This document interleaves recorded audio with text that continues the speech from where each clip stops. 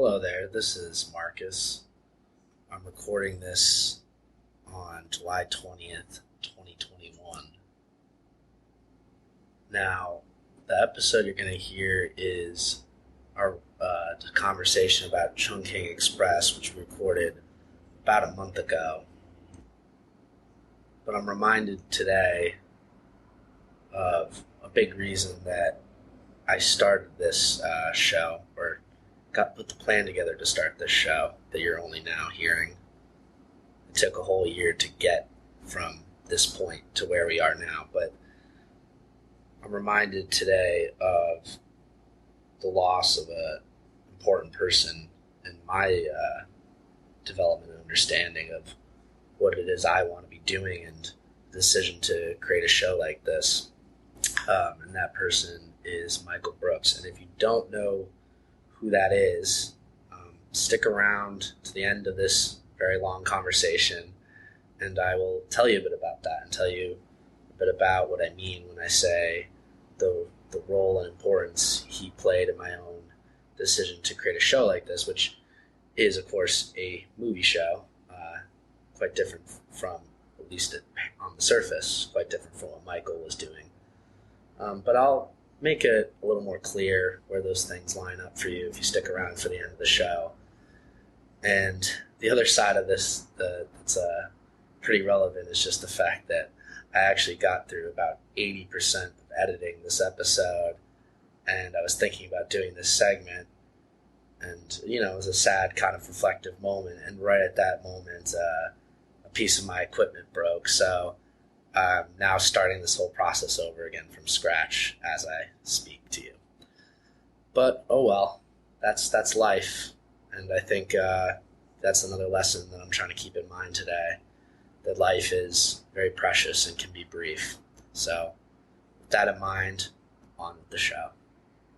Cinphomaniac is full of spoilers. If the movie's there in the title, we're probably going to say everything that happens in it. So don't fucking listen if you don't want to know.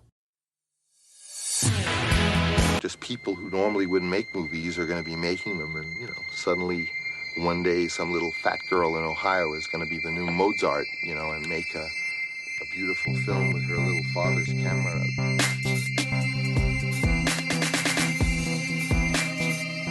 To me, the great hope is girl in Ohio is going to be the new Mozart. To me, the great hope is people who normally wouldn't make movies are going to be making them. To me, the great hope is Ohio is going to be the new Mozart. To me, the great hope is people who normally wouldn't make movies are going to be making them. To me, the great hope is one day some little fat girl in Ohio is going to just be Mozart. Normally wouldn't make movies in Ohio is making the new Mozart. Just people who normally wouldn't make Mozart be making them. To me, the great hope girl in Ohio is going to make a Mozart beautiful film with her little father's camera recorder, and for once the so-called professionalism about moving Mozart destroyed forever, you know, and it'll really become an art form. That's my opinion. It was interesting because there was a big heat wave in LA that week, which is one of the several reasons. I can get into some other ones that this film Chungking Express was on my mind. And I was like, but then I saw the thing on Criterion and I was like, oh, that's crazy. And it's weird because, like, one is like, get out of the heat with dice. And the other one is like, indulge the heat and humidity. And it's pretty hot here, I'm not gonna lie, and very humid, much more humid than it is in LA, you know, so yeah, it feels appropriate. It's hot here, but we still have that wonderful cool sea breeze. Yeah, in the right part of town. I don't necessarily get it in Burbank that much, but I know but you know, I would say if I was than not having it. I'm upstate right now, but if I was in the city, it would be even more like of this obvious thing, because, like, even when I watch this movie, I've never been to Hong Kong, but, like, parts of it just feel very very like, oh, okay, this kind of reminds me, especially in that aspect of, like, being on a hot apartment in New York City, which I have many experiences with. The first woman who turns out to be a drug trafficker, spoiler alert, she's wearing that same kind of trench coat that the Blade Runner trench coat, and she's walking around in the wig and all that kind of stuff. I have to say the opening of this movie, I'm just going to start with like, go ahead. My thoughts on the opening. Yeah. Really quick. I felt dizzy for about 2 minutes. Hey, same. I don't think you're alone in that. The camera. So I was like, okay, this can only go on for 2 seconds, right? But it kept happening, and I'm like, I need to sit down. You need to sit down. Yeah. The funniest part, I don't know if this is supposed to be funny or not. I can't tell. There's definitely parts that I think are meant to be a little funny, but I'm curious what you're going to say. This is hilarious to me. It started off with me laughing at. So there's a man with a bag on his head and his hands tied behind his back. Mm-hmm. The guy with the bag on his head has his hands tied, yet somehow he outruns a police officer who does not have a bag on his head. No. So I think I don't know if they're trying to be like, this guy is such a bad cop. He's into a drug dealer lady, and he's really bad at chasing people, even when they have a bag on their head. I think, yeah. No. So what are you trying to tell me with this? Well, he's really, really bad at his job. Okay.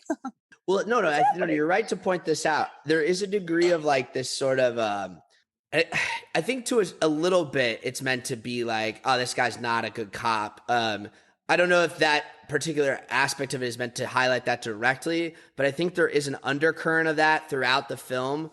And I think a big reason for it is like, there is a sort of, I mean, it exists in the United States as well. We have a thing of like lazy cops. That's definitely a thing, but like, I get the impression, this is just something I get from Hong Kong films, not necessarily like from or other East Asian cinema films, not just from like actually knowing the culture from a firsthand experience. Obviously, there is like a sort of a stereotype of like these sort of just like cops who are just like incompetent and like kind of just like their heads in the clouds. And I mean, that's a big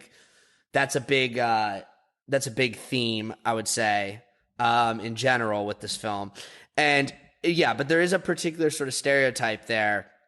You see it pop up in other places in like East Asian cultures, but even in Hong Kong in particular, what's interesting to me about it is Hong Kong's also where you have all those Jackie Chan police story films, and those films kind of do this interesting thing of splitting the difference where they totally play up that angle, and they also play up the angle of like all this like corruption and like the Royal Hong Kong Police and these different things.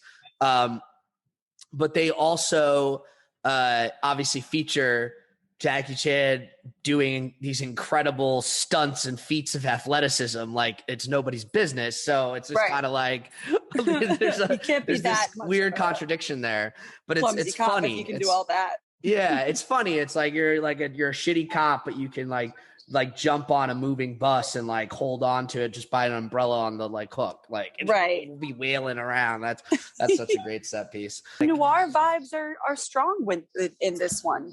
Yeah. Blade Runner combines film noir with East Asian culture. So the trench coat in the rain with the inner monologue combination for me. Like the narration in Blade Runner is something that is not in every version of it. It was in the theatrical version. That's right. I forgot. But yeah, so just backing up to like why this film was picked. I mean, I kind of alluded to it with just like the sense of like the humidity was making me think of it.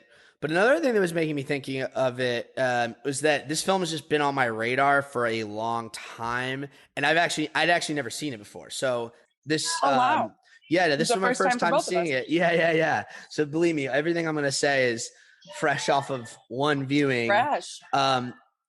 Which is interesting because, like I said, which is rare for me. I hardly ever get a one viewing from you. No, I know, but this was one that I've been meaning to see for forever because it gets so much mention and praise, and specifically one person who is a great filmmaker who likes to bring up this film a lot and is often cites it as an influence on his work is Barry Jenkins. And given that we were talking about doing next week. but we were talking about doing, let's cover If Beale Street Could Talk. And I was talking about his Amazon series, The Underground Railroad. So I was kind of feeling like Barry Jenkins was on my mind. And I was like, I still haven't seen these Wong Kar-wai stuff. So I feel like I should see that before we cover that, because I want to be able to better articulate maybe what he's really drawing from with that. And that's smart. Now, that's a really good move. In terms of, I have seen In the Mood for Love, but it was, even that is like not super fresh in my brain because I only saw it once and it was in film school. Who's in it? Oh, so Tony Leung, who plays the second cop, 663, he's the main guy. Okay. And it's also Maggie Chung, who's, I'm sure you've seen in a few films before. I know her. She's the woman. Yeah. And it's a love story set in like the post-war, really substantial. I would like that. And I think of Wong Kar-wai's other films, which I also haven't seen and hopefully will correct very soon, what I know about them is they kind of all are these sort of in different sort of speeds and tempos and stylistic techniques. They're all typically these kinds of love stories, if you will. Like that's kind of his thing, but his idea of that is obviously pretty non-conventional by most standards. Right. I feel like In the Mood for Love, from what I remember, is a bit more conventional, but it's still like very meditative. And like, whereas this film's meditative, but in a much more kinetic way. That film is much more like slow and methodical and like really lingering. I feel like that's like a big theme, is just like all these lingering shots of the characters. It's interesting you say lingering shots, and you were talking about his use of time and stuff. Something that stuck out to me in this film for sure was there's a few times where the world passes by their character. Yes. And they slow down. We've seen that a million times now, but I don't know if I've seen it before 1994 in this way. Yeah. The one that specifically sticks out to me is he's feeding the quarter in the jukebox, and all these people are walking by so fast, and he's going 60 frames a second. You know what I mean? Like so slow. Well, no, that's a really good catch. I don't know if and where I've seen exactly that be done before this film either. But to your point, it is something you're more likely, I feel like, to see now because we have like more advanced equipment and techniques developed to do these types of like time lapse shots. I was wondering how they would have shot that back then. Did this actor actually have to slow motion for 20 minutes while people ran past him to get this? I don't know how they would have done it. No, that's a really, really good question. And I was thinking about that. I'm not sure. So my thought on it is it's either some version of that where the like Tony Leung is like basically just like barely moving, but tons of people are walking kind of by. Felt like that. It almost felt like it felt like that, but like it looked too good to be that, because like it looked very good. Really barely like moving and like very like when he does move like to sip his drink or whatever, it just looks like a certain way. If you were trying to do that, you would have to do it like a dance. You'd have to move a centimeter and then count to 3, and then move a centimeter and then count to 3, and then move a centimeter and then count to 3. Yeah, do that all the way down. I don't want to doubt that an actor with intense focus. I'm curious if they did that or something else. But you also, my other idea of how they might have done it, and I wasn't able to come up with any research that explained it to me. But the other way I think they might have been able to do something like that is it's just a composite shot, as in like they shot the background plate of the people and had that sped up in the foreground. But again, do you think that's more likely? I'm not sure. 1994. Well, that's the thing. It's like in 1994, we would have been able to create a composite that looked that clean. I don't know. Like, because that's the thing. It looked very clean. It did not look like two shots stitched together at all.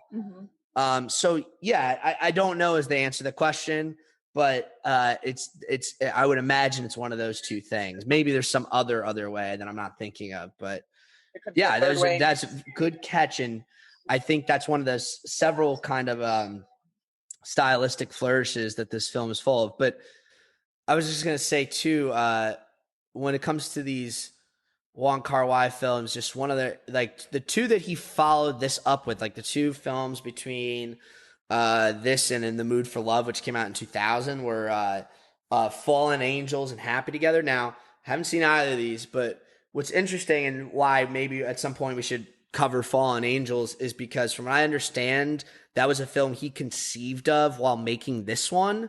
And it was almost like it was going to be part, like an aspect, another story or another something in this film. And then it just ended up expanding beyond the confines of this film. So it ended up being its own movie.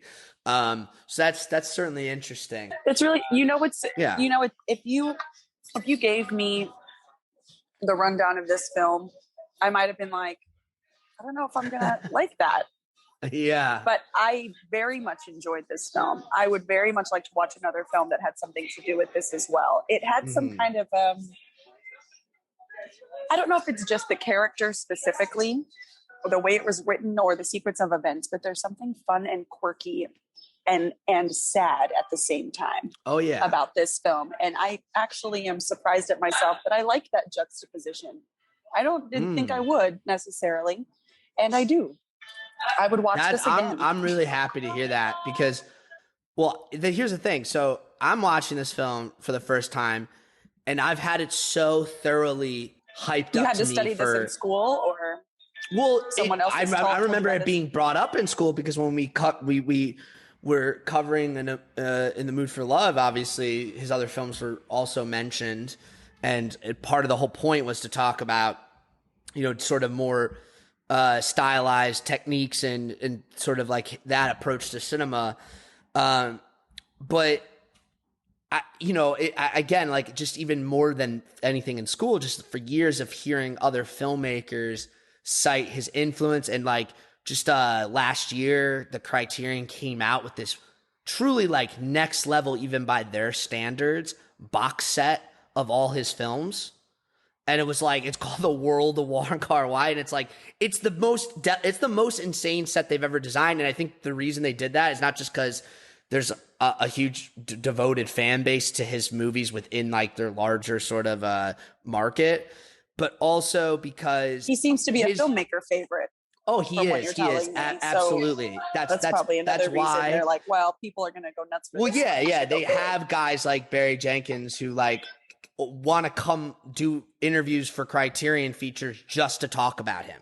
So it's like, it is like a big deal in that sense. But I think even more so, just his films are just specifically known for being so beautiful that they were like, we have to have a box set that's unusually unique and beautiful the way his films are. So like, yeah, if you ever see the pictures of it, it's like pretty expensive, which is why I don't have it yet, but I want to get it. It's like the whole thing like opens up like this whole crazy way. It's really hard. I'll send you the website link. Take a look at it. I'm curious. Cool. Yeah.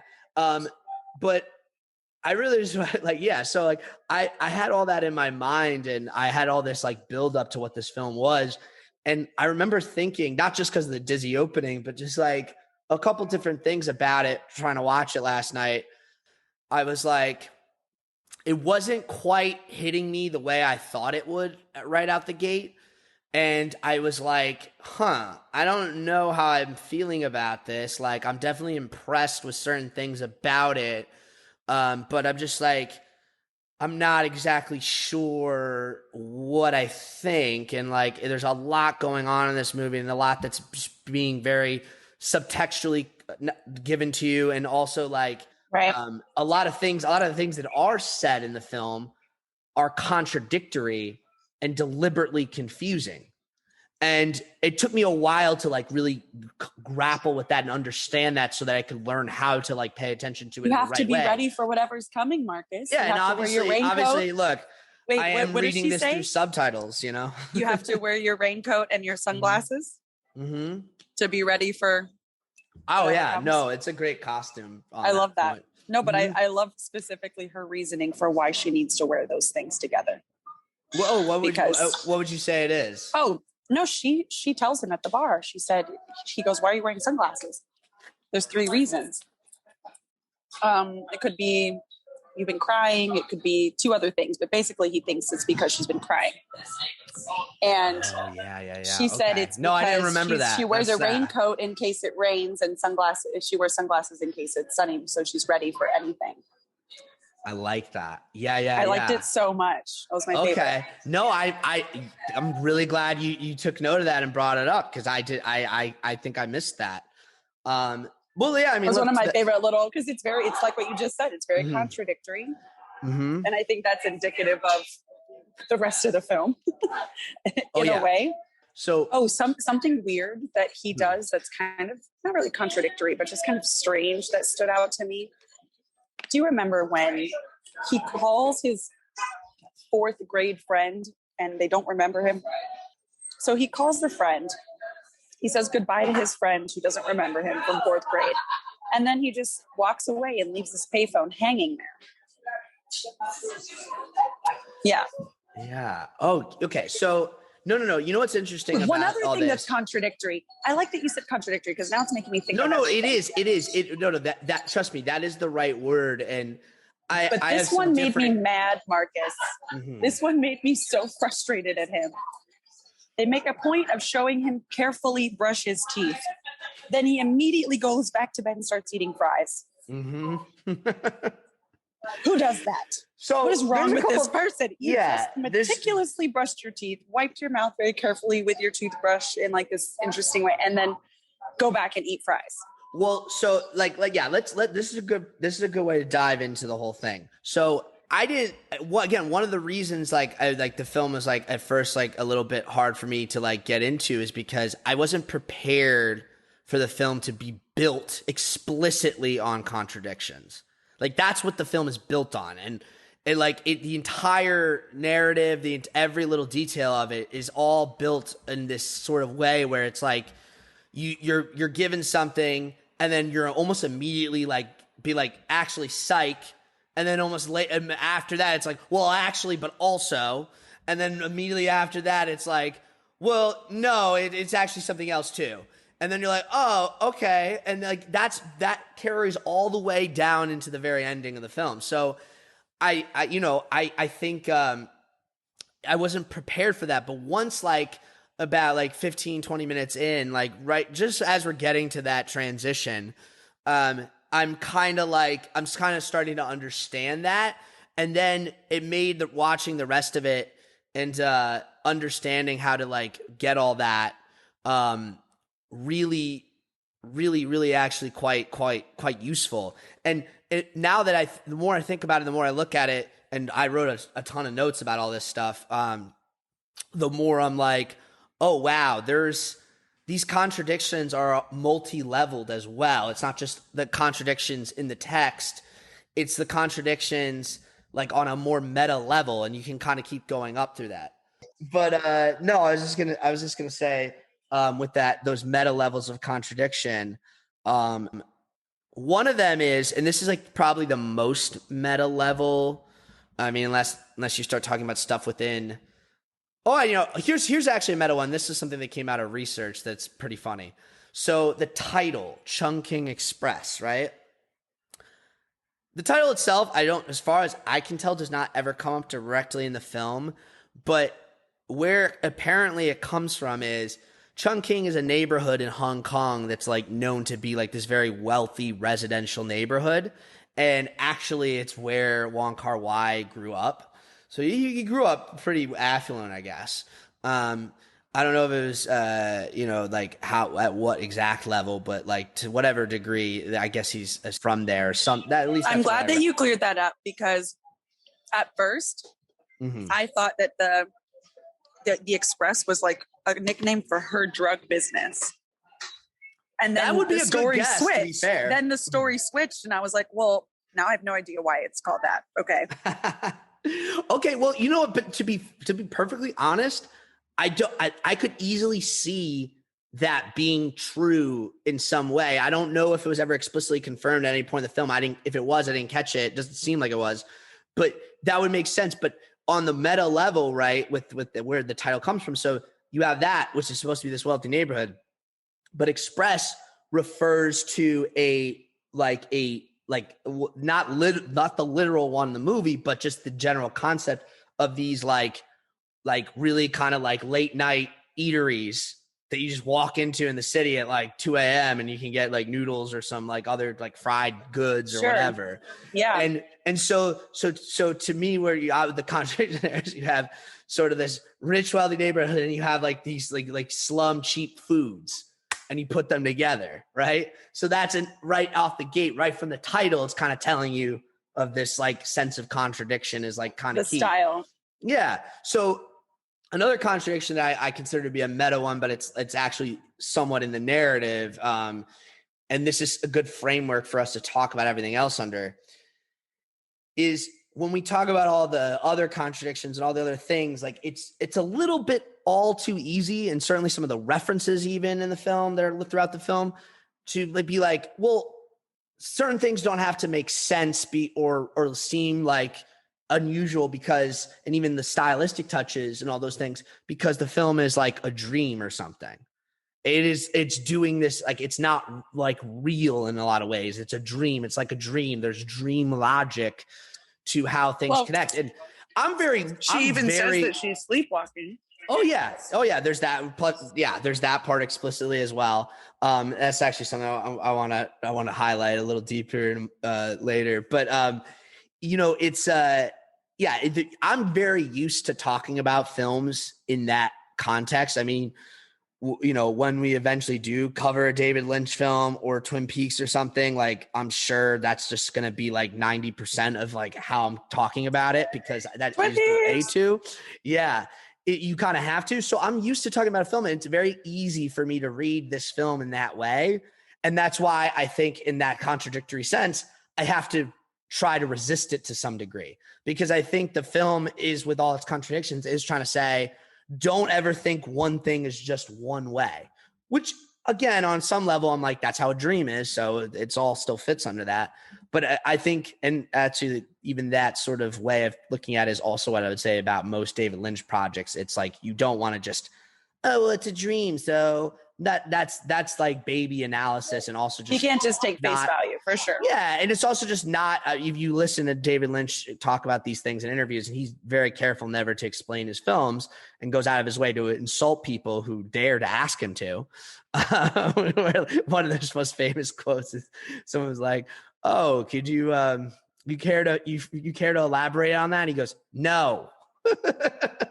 Like, he's just like, I'm stealing that, by the way. Yeah, it's so, the specific question was like, he's like, you said Eraserhead is your most spiritual film. Care to elaborate on that? No.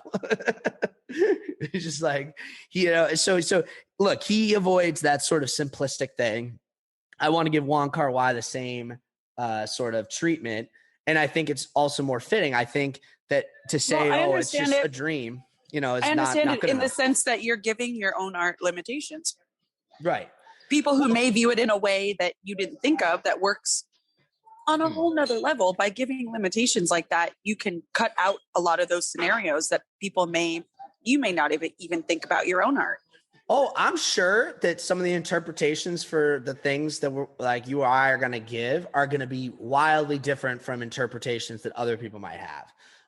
And that's another reason to point this out. So it's like, I in no way think, especially after only seeing it one time, that I'm an authority on explaining this movie. But that being said, I'm like, the more I think about it, even let it be known, I'm an authority on nothing except cocktails. That's a good quote. That's all I claim. I'm an authority on nothing except cocktails. I love that. That should be in a movie. I'll get it in there. But yeah, no. Thank you. I will take it. But that being said, I do think we will like inevitably kind of examine those sorts of tensions and contradictions, and like, like we'll see where the road leads us. Now, another thing I was thinking about doing that normally I wouldn't do, I'm almost like half tempted still not to do this, because I think some of these points I almost do want to just stumble into organically through talking about some of my thoughts that I put in my notes. But if you think this might be useful, I will do it. When I think it could be useful, but I'm just saying contradictory. I'm also like, but no, but yes. I was thinking maybe I would just straight up read the plot summary of this film from Wikipedia because it's very interesting to read that straightforward. Because I mean, I think I caught like most of what it's saying, but there's certain things that you it says think in Wikipedia or IMDb? The one I looked at was on Wikipedia. So I have a plot summary that contradicts this one. How fitting. Oh my God, they probably do. They probably do, right? So, but I think it'd just be good to lay it all out there first, and then we'll basically go when we start getting more into the depths of like, oh, what X thing means or X thing that you or I observed, and wanted to talk about. Even if there's some redundancy, I think it'll give a better framework to like, hey, okay, well, we've established like what at least someone whoever edited this wiki thought was like a very factual plot-based summary before we get loaded up with all the interpretations and contradictions. So here's what it says, and this is interesting. So it divides it into first story and second story, which is another thing we're going to talk about because I don't know if you should quote divide them. Obviously there is a divide, but there's certain things in it that make me think that these stories are not necessarily different stories. We'll talk about it. So you have the first story. It says Taiwan race cop He Kui is dumped by his girlfriend named May on the 1st of April. To verify her earnestness in breaking up with him, Kui chooses to wait a month. Every day he buys a tin of pineapples with an expiration date of 1st of May because May enjoyed pineapples. Meanwhile, a woman in a blonde wig tries to survive a drug underworld after a smuggling operation goes sour. On the 1st of May, Kui approaches the woman in the blonde wig at the Bottoms Up Club. However, she is exhausted and falls asleep in a hotel room, leaving him to watch old films and order food. He shines her shoes before he leaves her sleeping on the bed. She leaves in the morning. That's right. He leaves her in the morning and shoots the drug baron who set her up.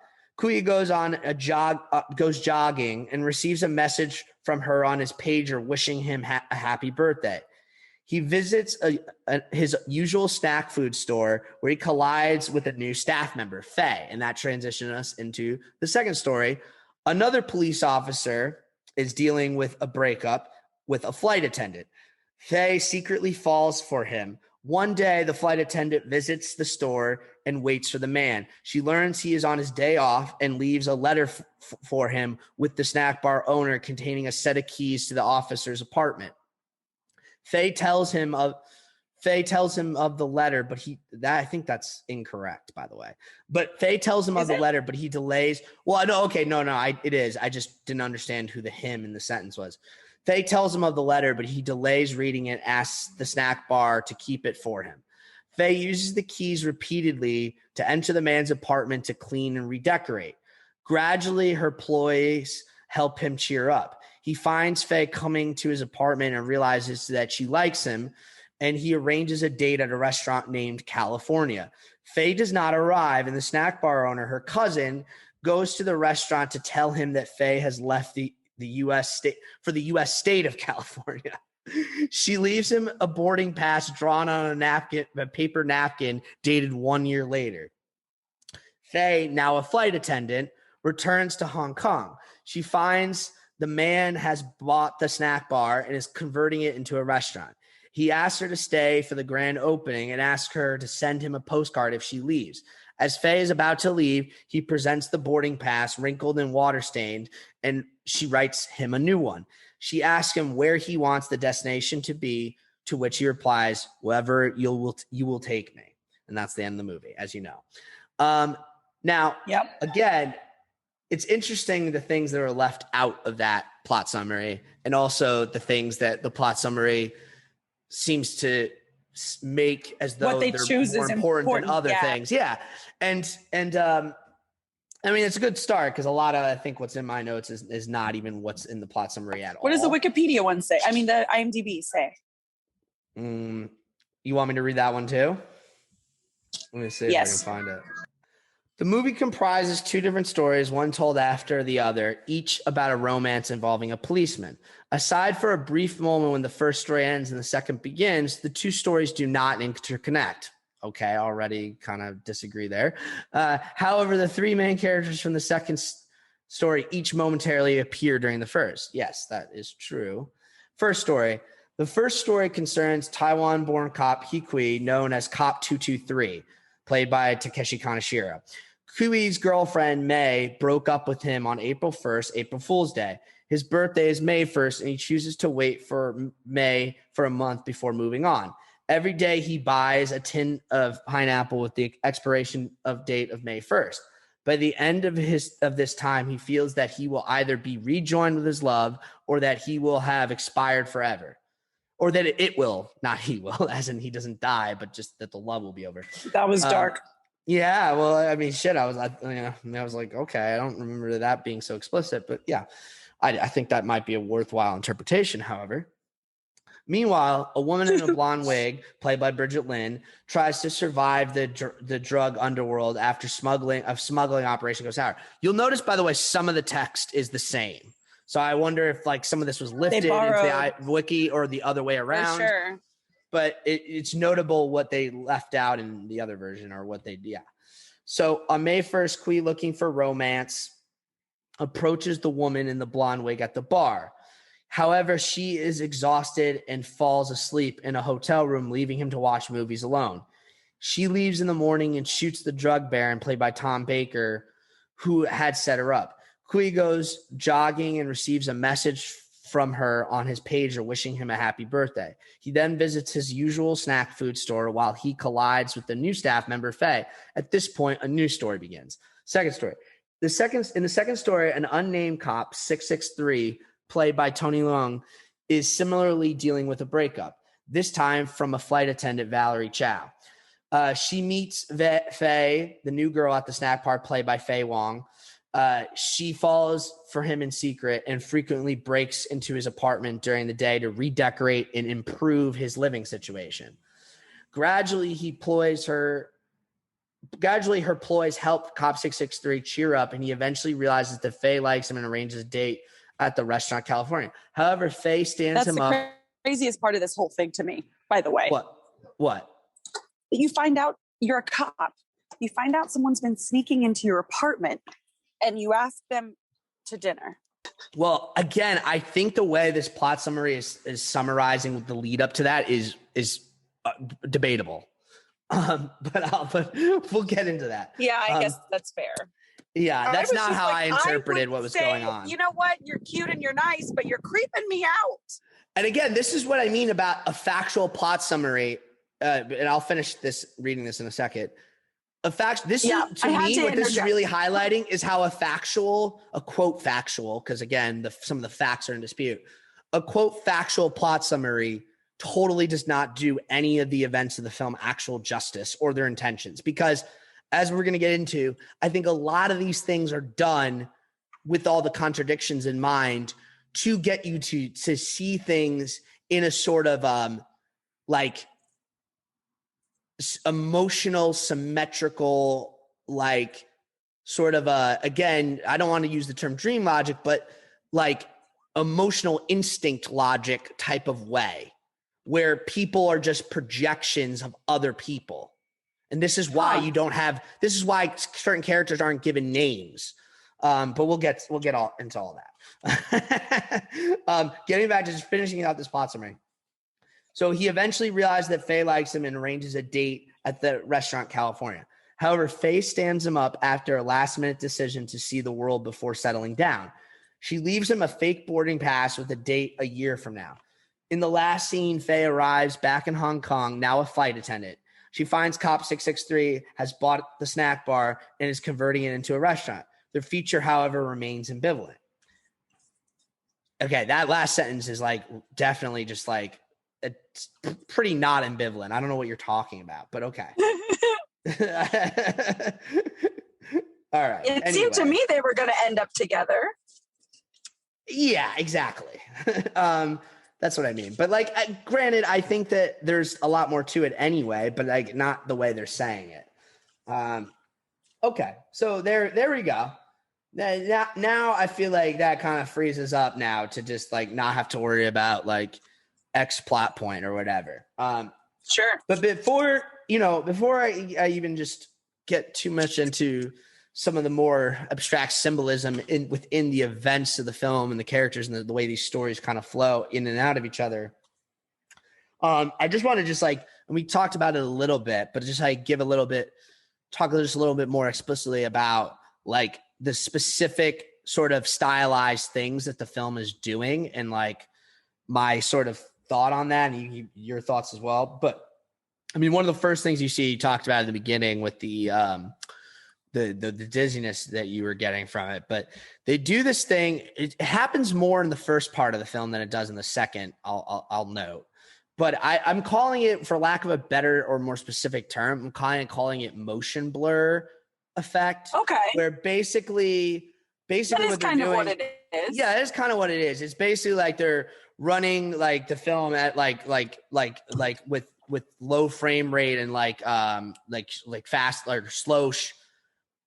It'd be very slow shutter speed, so that you're getting like the between frames are entirely blurry basically, and you're playing them back slow, so you're just getting all those blurry frames as opposed to playing it like if you just played it normally at 24 frames a second. Even if you have a low shutter speed, the motion blur effect is going to be there, but it's not going to be super obvious or jarring because it's just going to be like you're seeing the complete emotion, your eyes mostly just catching whatever fluidity that playback gives you. But if you slow that down and you have a low shutter speed, you're seeing each frame for longer and you're seeing all that blurry motion.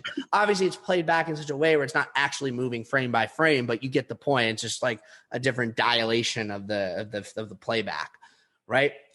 So you have that. And then you get also, like we talked about, that sort of cross between foreground being in super slow motion and incredibly still with background being sped up high motion with a lot of movement.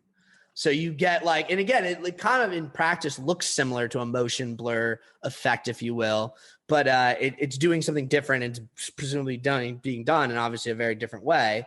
But it involves like playing with the sort of dilation of frame and time in that kind of way and creating this sense of just like, hey, and I think while the earlier motion blur, there's a bunch of different ways one could interpret it and certainly interpret it in context. I don't think any interpretation I have is all that interesting or great. I will say with the sped up, slow down contrast of foreground and background, the one shot that sticks out to me where it's done more than once, but the one time it really stands out is the time where it's 663 Tony Leung's like just leaning over with his drink, and you see there's the other patrons in the bar just speeding by. And it like, that is such a striking image that to me, like the interpretation of that is almost like a given in the sense that it's the world just passing you by, quite literally. You know, right? You're just stuck. And everyone's had that feeling. I know I have. Maybe you have it less. I have usually, as well. Oh, you have as well. Okay.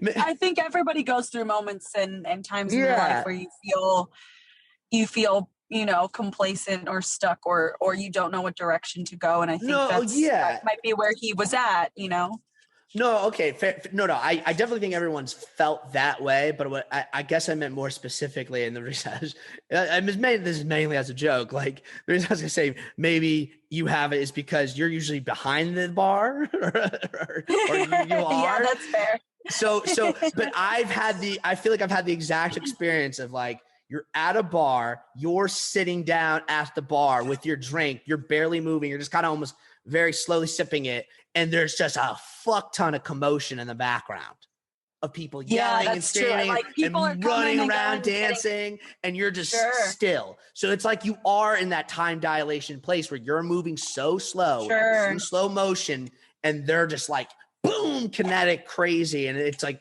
this blur behind you, this wall of sound, and you're just like kind of tuning it out, but it's there. You can't deny that it's there, even if you're facing away from it and tuning out, right? Right, so, the mob of people. Oh, yeah.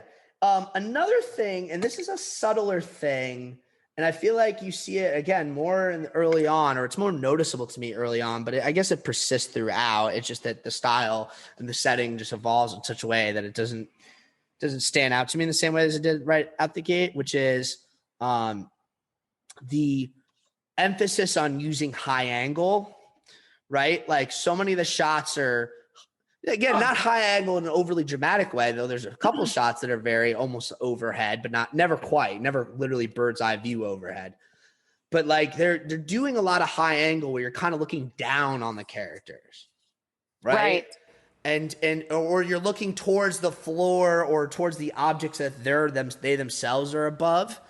Yeah, it's almost like if you imagine the camera guy is just holding the camera always like this, like up high, and is kind of pointing it down at things. Do you think they just happen to have jibs handy?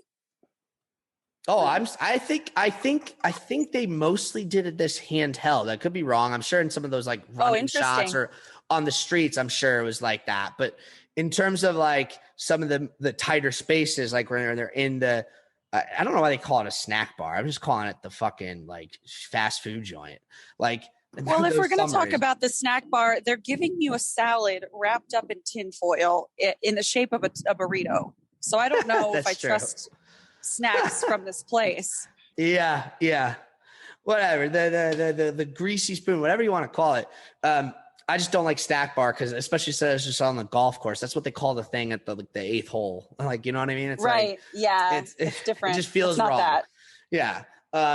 But like you're in those tighter spaces or you're in 663's apartment. It's like you're kind of it just takes on a different effect, and you're usually are just handheld, and then the high angle is still somewhat like over someone's shoulder, which I think is literally how it's being held. But it's not so much like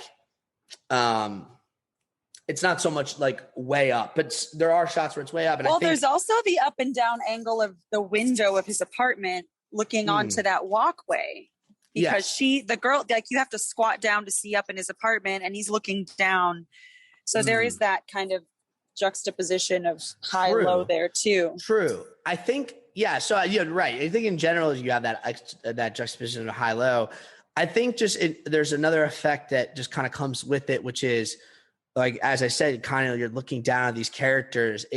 These characters are like, and this has to do with the whole urbanism of the film as well, and that specific feeling of like the hot, sweaty, rainy city at night and all these things.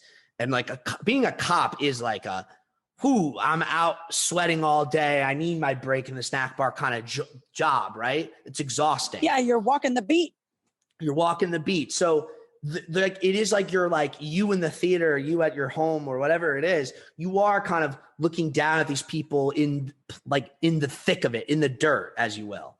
And that's, I think, a part of what's being conveyed. And it kind of gives you, I think the way Wong Kar-wai is using it is not so much to be like, oh, look down on these people in like a literal, like, or not literal, but a figurative, like, oh, you're above them sense. It's more like it almost gives you a sort of pity for them, which I think is intentional. Like there is a sort of, but at the same time, I don't think it's like, pities might be the wrong word because it's not meant to be a negative thing entirely. I think it's meant to be an empathetic thing in a lot of ways. And I think in a lot of other ways, it's meant to be a very beautiful thing. It is like you are kind of like seeing these people in this world and you're being brought lower into it, but like through it. And this is why I think this is more noticeable in that first story and way less notable in the second story, is because the second story is much more taking you into this space of the light and of the sunlight, of the like the sort of potential for something new and to grow, and not so much in this like dead end of the story starts in. Which again is why I know I just used those terms. I don't like thinking of it as first story, second story in that way. Right. Like, because I think it is really just one story. I would actually agree with you on that too. That's why it has a beginning and an end that go from one place to another. Because if it was meant to be two stories, why would he put it in one film? It's not meant to be. Exactly. I mean, well, at the very, but like I would respect totally the take filmmaker that enough to be like, this. He thinks this is one story. Well, That's how he gave it. You to me. raised a good point. I would Otherwise, say, it's vignettes, and there should be at least 3. the rule of 3. No, I hear you on that, and you'll obviously the quote second story is twice as long as the first one, from what I could tell. So it's not even like an even thing, and I not that it needed to be, but I don't think the intention is so much like these are 2 stories that are like you're just supposed to juxtapose them. Now they are symmetrically designed in a lot of ways, but it's not. I don't necessarily see it as one is a flip on the other, one is this on the other, or I think it's one in this again sort of dream logic, emotional and emotional, like feeling, intuitive kind of sensibility, just kind of evolves into the other. But and it also evolution it is part of it. It's also and that's how even that transition is kind of handled if you think about it. Yeah, or you could just look at it like these are 2 people that on paper look the same. Yes, they're cops going through breakups. Yes. What happens to them and their stories and how they process this breakup is wildly different. So I think that's a statement as well, is you could be the same person, quote, on paper in the same situation and handle something very differently. No, and I totally think that is a very astute observation and valid interpretation. I think where I'm at with it, I think it doesn't necessarily contradict that. I mean, that's the thing. The whole point of the contradictions is like a certain level, the more contradictions you have, the less you can say any one of them is all that contradictory, because there really is no consistency to begin with. Right. Except I think there is a consistency, and that consistency just requires you to sort of think abstractly about it and think in, like I'm saying, in this terms of like, don't focus so much on the literal, focus on the emotional, focus on the symbolic, focus on this dream logic, if you will. And from that point of view, what it feels to me is that, and what I'm sure I'll say coming up will hopefully further justify this or not, feels like it's like they're 2 attempts of the same person or the same sort of person, which makes them effectively the same person. And one attempt is the distinct. There's a lot of similarities in attempts because there's so much similarity in intention and so much similarity in context, but the subtle differences of that context and how that one context sort of informs the next context causes a different outcome. And that's what I mean by evolution. It's a progression. You go from this mysterious, unknowable person, the woman in the blonde wig, this drug assassin, you go from that in this sort of and again, remember, these characters are cops, so I'm like, how does a cop see it? There's the cop who's the movie cop, the cop in the noir film, right? And then there's the cop in the sort of just flatter but still very bright existence of the mundanity of life. And in that world, what you're looking for is not necessarily someone to drag you deeper into that abyss and that sort of femme fatale thing. You're more looking, even what I'm about to say, I'm realizing the problems with it, which I think is intentional. And this is something I'm going to highlight because we have 2 distinct archetypes between these two, between the woman in blonde and Faye. And it's funny because one of the archetypes I'm going to use is a tried and true, obvious classic of cinema, which is the femme fatale. And we've talked about this many times from talking about Blade Runner and film noirs and things. The other archetype is something I don't think we've talked about once yet, and it's a bit anachronistic because the sort of terminology that I'm going to use and like the way it's been talked about. What's anachronistic? Anachronistic means out of time, meaning like if I say like that's kind of what I describe it. Actually, I'm going to use a term that, as far as I know, didn't exist when this movie was made. Okay. Right. And the question becomes, well, just because the term didn't exist doesn't mean the concept didn't. But I would say the concept, as I understand it, also didn't, because the concept was coined with the term. And if this archetype existed in life or existed in people's experiences and therefore was reflected in cinema, I think that just shows that the sort of needs or psychology behind the archetype existed regardless of whether anyone was pointing it out. And I think when I talk about the context of how it was pointed out, it'll be clear why it was pointed out when it was pointed out. But, fuck it. Let's just jump right to that since I've set it up so nicely. Let's do it. Yeah. So I'll save the Femme Fatale discussion because we already know that. And I just want to focus that more on like the specifics of it in the Woman in Blonde's case. But the other archetype that I'm talking about that is Faye's archetype is what they call, I don't know if you've heard this term. They call it the Manic Pixie Dream Girl. And note the term dream in there, which makes the whole anachronism of this even funnier, because as we're going to talk about, dream and the literal word dream, this is what I mean about the dream interpretation is kind of unavoidable, because the film's big needle drop is California Dreamin', and it's all they listen to. That's all they listen to. By the way, they paid a lot of money for that song, so they might as well listen to it 10 times. You might as well get your money's worth. So you can't avoid the dreaming part of it. It's all over. And we'll talk about some of the other little references to things like dream and sleep and all that stuff. And certainly California. The sleepwalking, like I said. Oh, yeah. But literally in the term that didn't exist yet when this movie was came out has dream in it. Manic Pixie Dream Girl. So the Manic Pixie Dream Girl, I'm literally didn't even do new research on this. I'm remembering this off the top of my head, but this is the type of stuff that I read all the time. So I remember it came out. I forget which critic coined it explicitly. So apologies for that. But it came from I believe came from a review of the film Elizabethtown. Do you know this film? I know of this film, but I think I've never seen it myself. I think I did see it. I just don't remember it at all. It's the film with Orlando Bloom and Kirsten Dunst. Kirsten Dunst. Yes. Okay. And obviously the Manic Pixie Dream we're referring to is Kirsten Dunst's character. This is a Cameron Crowe film, by the way. Mm-hmm. Which also, when you think of Cameron Crowe, and you think of things like, which I believe was directly referenced or assuming was referenced in this sort of original review, with things like Almost Famous, that's another example of how you can tell this archetype predates its coining, obviously.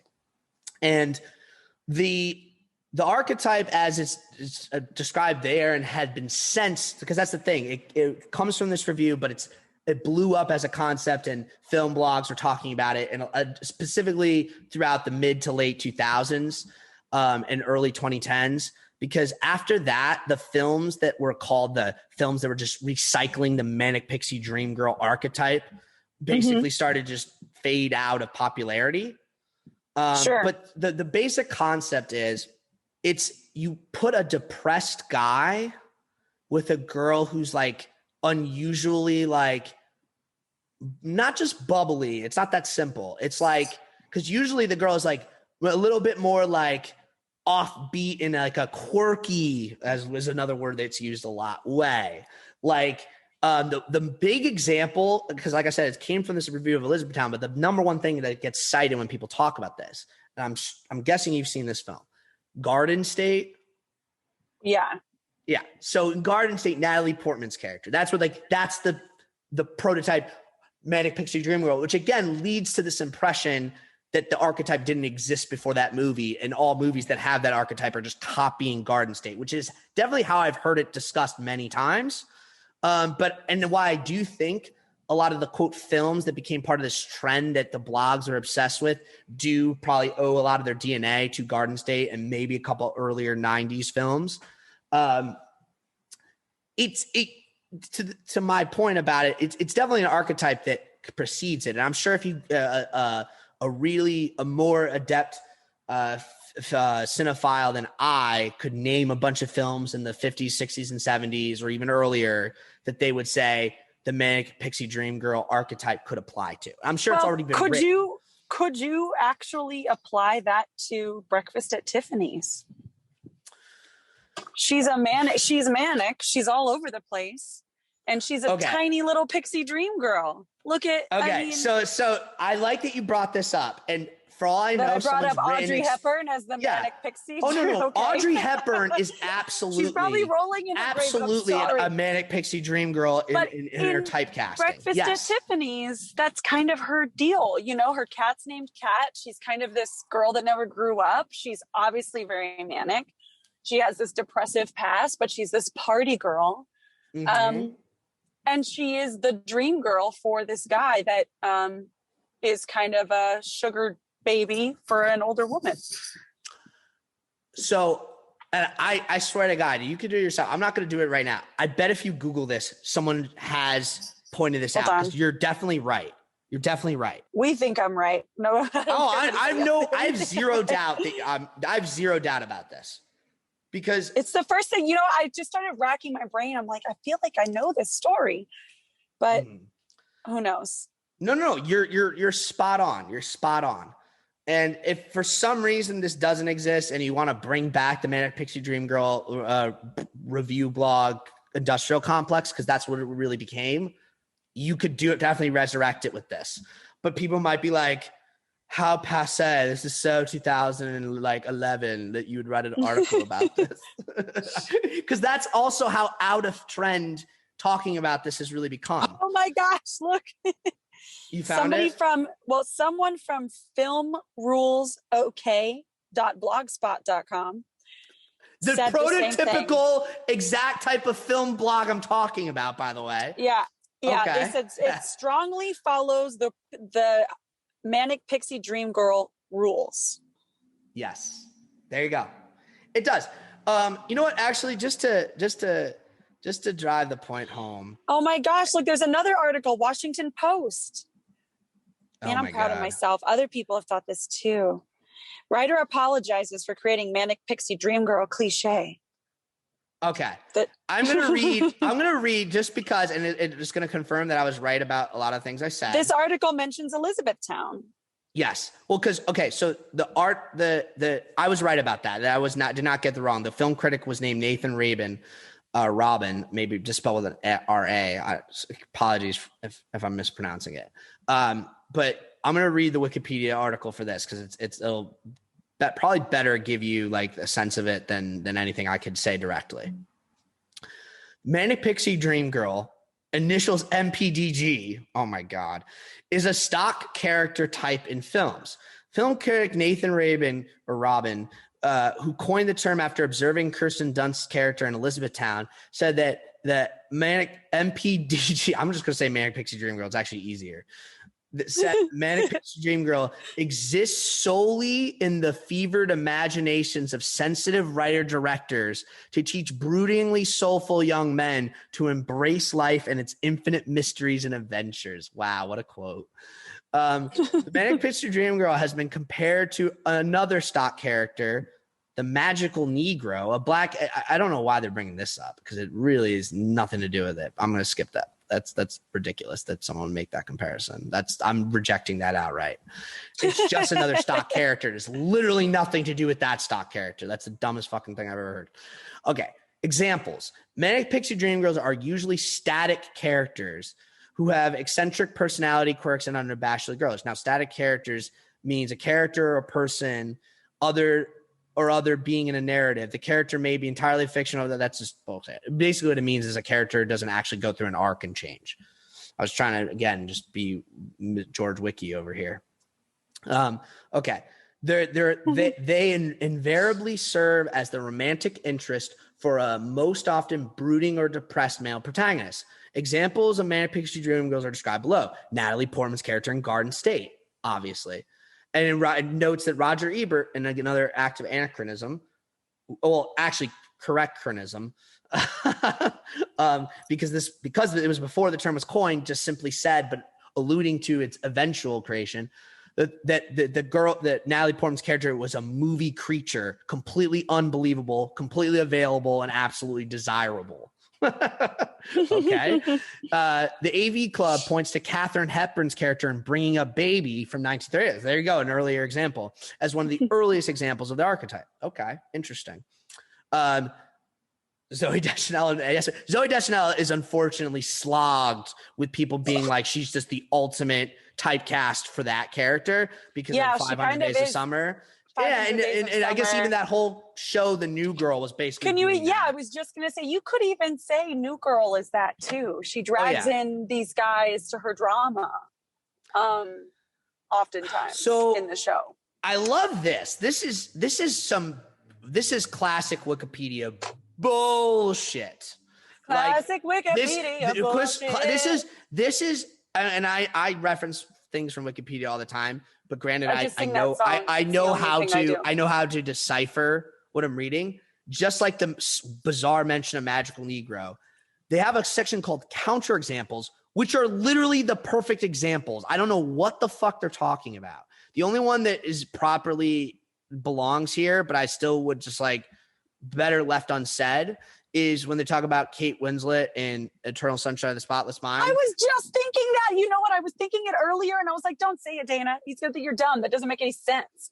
But I literally the point was thinking that they're when making. we first said Manic Pixie Dream Girl, it's interesting because that's the blue-haired Kate Winslet popped in my mind. But then I thought, that's not. Is she really that, or does he make her that? Okay, and it doesn't. I don't even know if that even qualifies. But you're right. I think it does, and I'm mad I didn't say it now.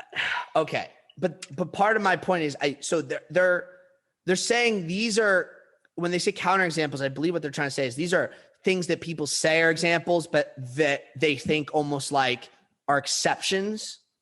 Which in the case of Kate Winslet's character, I don't know if I would say that exactly. And we'll talk about this when we inevitably do Eternal Sunshine of the Spotless Mind. We have to do it. I love that movie. Yeah, for sure. Let's do it soon then. But I think it's an intentional deconstruction. One could debate as to whether that invalidates calling her that. I would say I'm kind of like just sort of indecisive about it, but in a way where it's like, I don't think it really matters. The point is whether the deconstruction and the use of it in the context of the film is valid. And I would say it is. However, the other three examples they give, or the other two, the third one I'm not familiar with, so I can't comment. But the other two examples they give are like garbage, absolute trash, which is that they say Annie Hall is an example, as a counterexample, bullshit. And then they say it's like literally the textbook. And then they say 500 Days of Summer, which, as we already discussed, is the textbook. And they say it because the director said, it is a Manic Pixie Dream Girl, but it's a deconstruction. Like, shut the fuck up. I'm sorry. No, I really, and I don't like to be rude in that way towards directors, because I believe we are all part of the same club and we have to help each other out and all that. And I know the director's name. I'm looking at it right now. I knew it before I looked at it. I'm not going to name him. Obviously people know or don't know, because I don't want to throw him under the bus, but seriously, like, get the fuck out of here with that comment.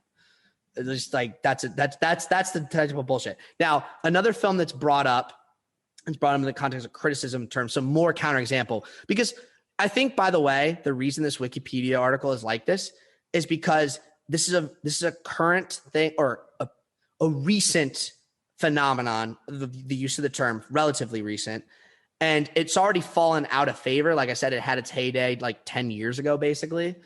But because of that, and because you're talking about filmmakers who are still alive, filmmakers are still making films that are still fighting for their relevance, right? Mm-hmm. There's a lot of like whining about, but it's not. So I think that has poured itself into the term, into the wiki about it.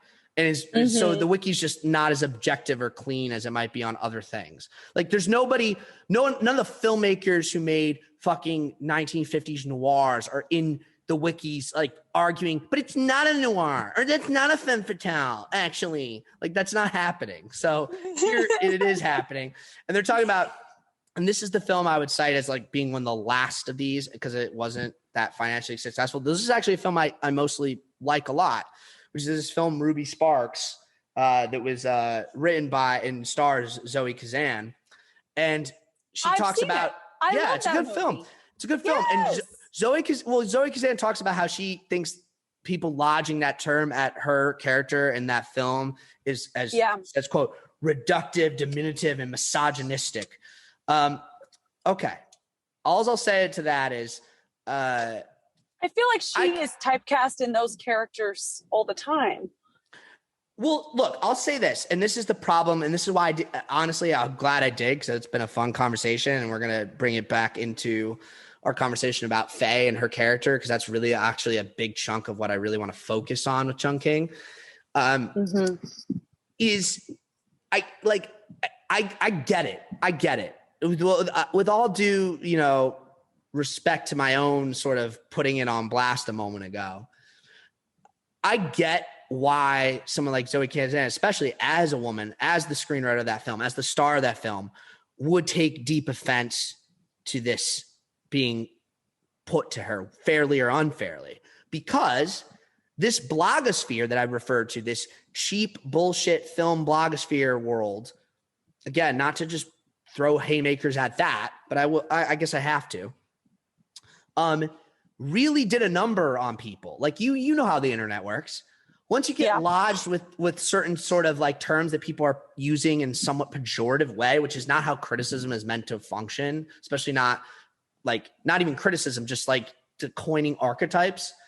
It's like you get into this space where it's like, oh, it's offensive. I think that's why they brought up the whole magical Negro thing, is because they're trying to, which again it just makes the thought even more offensive to me that people would even think it's remotely okay to make the comp there. But I think the point is, it's like, well, it's also an archetype that's offensive or in some way. And it's like, oh, okay. I think there's a wild world of difference here. And to whatever degree that Manic Pixie Dream Girl criticism can be seen as some type of reactionary or misogynistic kind of way of framing things, I still don't see that as a comparable thing, mainly because when you talk about Manic Pixie Dream Girl, like it is, I think at its core intention, or as it should be understood, at least by me, a very neutral thing. I don't look at, and that's why I said I don't think it's unfair or it would be evasive for me not to point out that Faye fits that definition. She definitely does. I mean, she may actually be the definition of Manic, sneaking into his place and touching all the things. No, like literally every single thing she does and doesn't do is like. Also the repetitive listening to the same song over and over. Right. Or just the fact that she comes back at the end and now she's a flight attendant, like all this stuff. Now she's become the flight attendant. She tried on his ex-girlfriend's outfit. Right. In his apartment. Now she's actually wearing it. So no, it's absolutely unavoidable. And I don't even want to avoid it, is my point. I want to talk about it because I think that, like I said, the film is anachronistic to this modern trend that we were just outlining. Mm-hmm. Well, not even just the term, the whole explosion that the term incited. Of people being like, that's a Manic Pixie Dream Girl, that's a Manic Pixie Dream Girl, this is bullshit, and all the counter reaction of like, that's misogynistic to say that, blah, blah, blah, blah. This predates all of that. And what you have here is a film, written and directed by a man, about men who are struggling with their love life, struggling with their work life, struggling with some degree of depression, right? And unable to move on. And like I said, they go through the first archetype, which is the femme fatale. And then you get to this other archetype. And the Manic Pixie Dream Girl is in every way the opposite of the femme fatale. So I think it's like a kind of this inevitable thing, that is embedded in this story. And it's why it's an archetype that does exist. And you can find examples from going all the way back to the earliest talkie films. Like you can find it, whether it's being properly applied or not. I think it's properly applied in this context because, and I again draw emphasis to the use of dream here. Because when I look at Faye and what Faye is meant to represent, this is not to rob her or the actress who plays her, who herself is named Faye Wong. Right. I wondered if that was a coincidence or not. No, it's definitely a planned thing. And Faye Wong is also a singer, and she's the one who sings the cover of Dreams.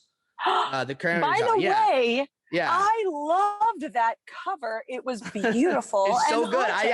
I gotta download it. It's amazing. It was fantastic. Yes. She sings that too. I'm impressed. Yes. I'm very impressed. Yes. Yeah, absolutely. Wow, Faye. So I don't know what Wong Kar's relationship to Faye Wong is, or like if it's like, oh, I knew about her because she's sung. I did not come across any research about that. I'm sure it's out there.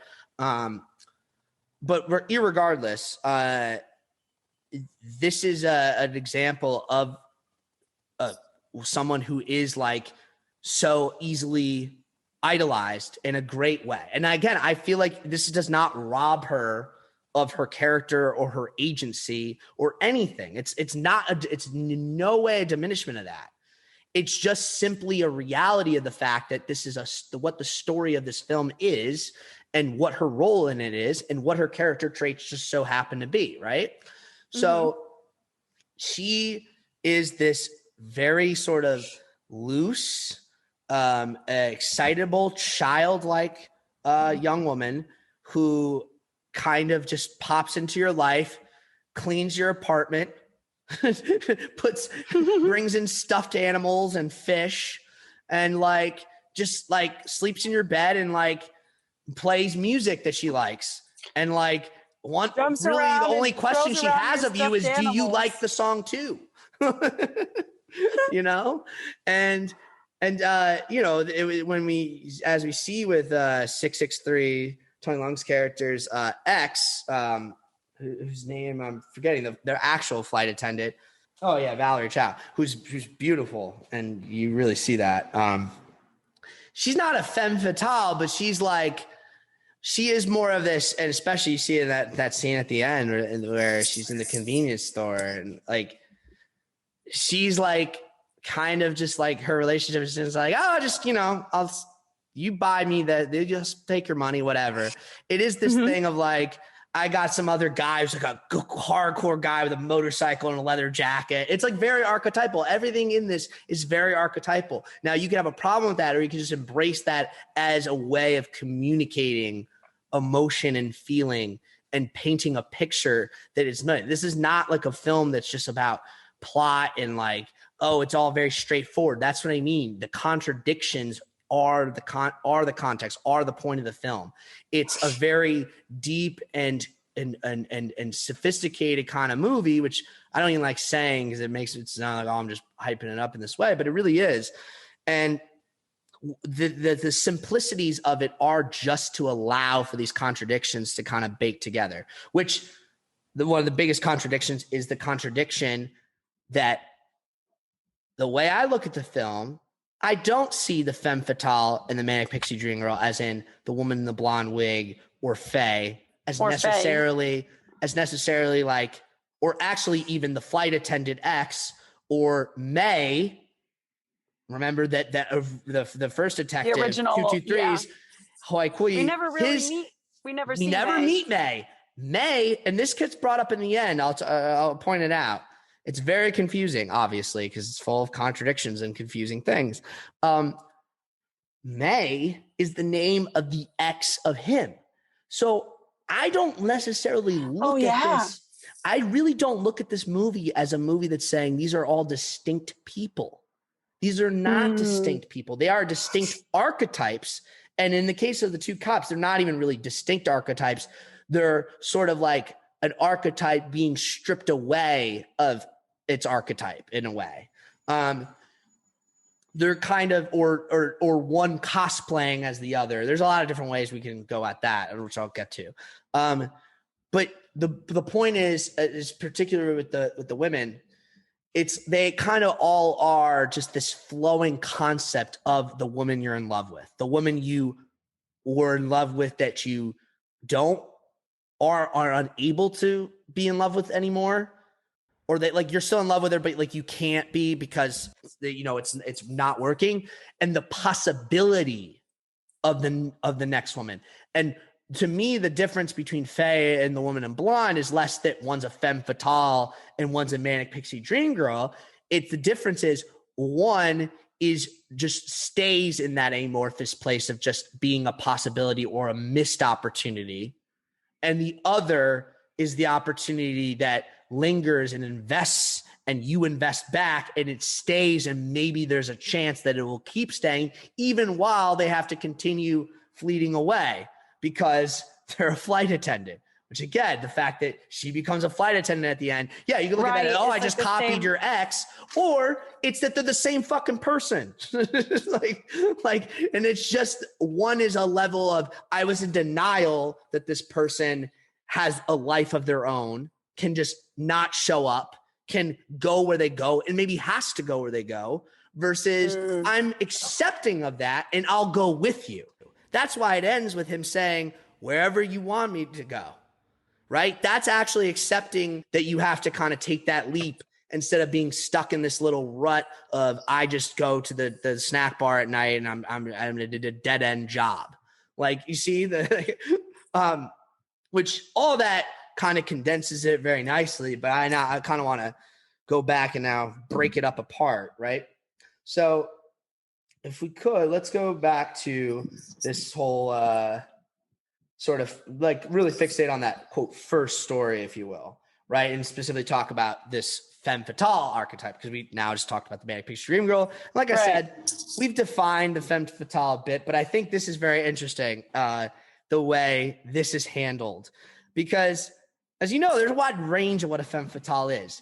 They don't necessarily have to that femme fatale literally means dangerous woman, but it doesn't necessarily mean that they actually have to do anything dangerous. Oftentimes it's like, almost just like she's just, I don't know, like too sexy, or or it's like I thought she had to be a murderer to be a fatale. That's cause fatalities. Right. That's my whole point. They don't. But like, what's interesting here is they're being quite a bit more literal about it by making her a murderer. How dangerous are we talking? Because I'll eat milk if it's been sitting in the car for a couple hours. I'm real risky. How dangerous can I have to be? Dana, I mean, I will say you definitely could play a femme fatale for sure. For sure. You have all what you need to play one. But in real life, from what I can tell, you are very just like, oh, hi, nice to see you, which is the last thing a femme fatale ever says. For sure. It's never hi, nice to see you. It's like, what do you want? You again. You again. Exactly. Never, or they don't say anything at all. See you around these parts again. Yeah. No. So we have this woman who's a killer and a drug pusher. Literally walks around in a fucking trench coat and a blonde curly wig that looks like it's like some Marilyn Monroe hair, right? Well, here's Big my other sunglasses. question about the wig. Yeah. You remember when she tosses it? Mm-hmm. But she's been wearing it the whole time. So then part of me is like, won't people be now looking for someone who killed this man who wore a blonde wig? If you just took it with you, that's less evidence. They'll have no idea who shot him. But now they're looking for someone who wears a blonde wig. Now they think it's a woman murderer. She's leaving them clues. But if she's not wearing the wig anymore, then they won't know what her real hair looks like. That's fair. However, but I take your point either way. I take your point either way. I feel like it's sloppy for an assassin to be leaving evidence. Well, I'll just say this. I think, because even what I thought you might be about to say is like, again, this whole contradiction of this is the woman in the blonde wig, then she doesn't have the wig anymore. So who is she? Which is exactly what I feel like the film is trying to tip you towards, which again, I think guides you back towards this broader meta interpretation that I'm giving, that really these aren't distinctive people at all. They are just different forms of this abstract idea of what a woman or a love is, be it a past love or a future potential current love, however you want to define that. And so, yeah, so who is in a film noir where the femme fatale is like, and we have the most literal, exacting, on-type version of a femme fatale, a woman who's just looks hot while killing people and saying very little. And literally smuggles drugs. And smuggles drugs and will get you killed. And she smuggles butt drugs and will get you killed. It's a specific type, Marcus. Be specific. Okay. It's condom butt drugs. Yes. They call them mules. She's a mule. Condom butt mules. Oh I can't. boy. The whole process. I didn't expect you so to be the funny one to to push bringing that up. Okay. It made me laugh because that one Yeah. mule, he puts so many drug condoms in his butt, then he walks out all like a cowboy when he walks out of the bathroom. And she's No, like, for get sure. in there, guys. For Here sure. you go. Well, look, so you have that. And what is the most literal, on point, on archetype pairing of that in terms of like you have your femme fatale, you have your film noir protagonist, a cop, a detective in a rainy ass city who's got a haunted past, as in an ex that he broke up with, right? Who eats food literally just deckard in Blade Runner. like, you know what I mean? Which I know Blade Runner is a sci-fi noir, but you get the point. And as we said, like there is this thing. Now, one of the things, and I remember thinking this, because I was like, this feels like there's a lot of film noir in this, which was part of what I wasn't expecting. Because a lot of what I had seen of this film and clips and things was all stuff with Tony Leung and Faye Wong. And I hadn't really seen a lot of Takeshi Kaneshiro's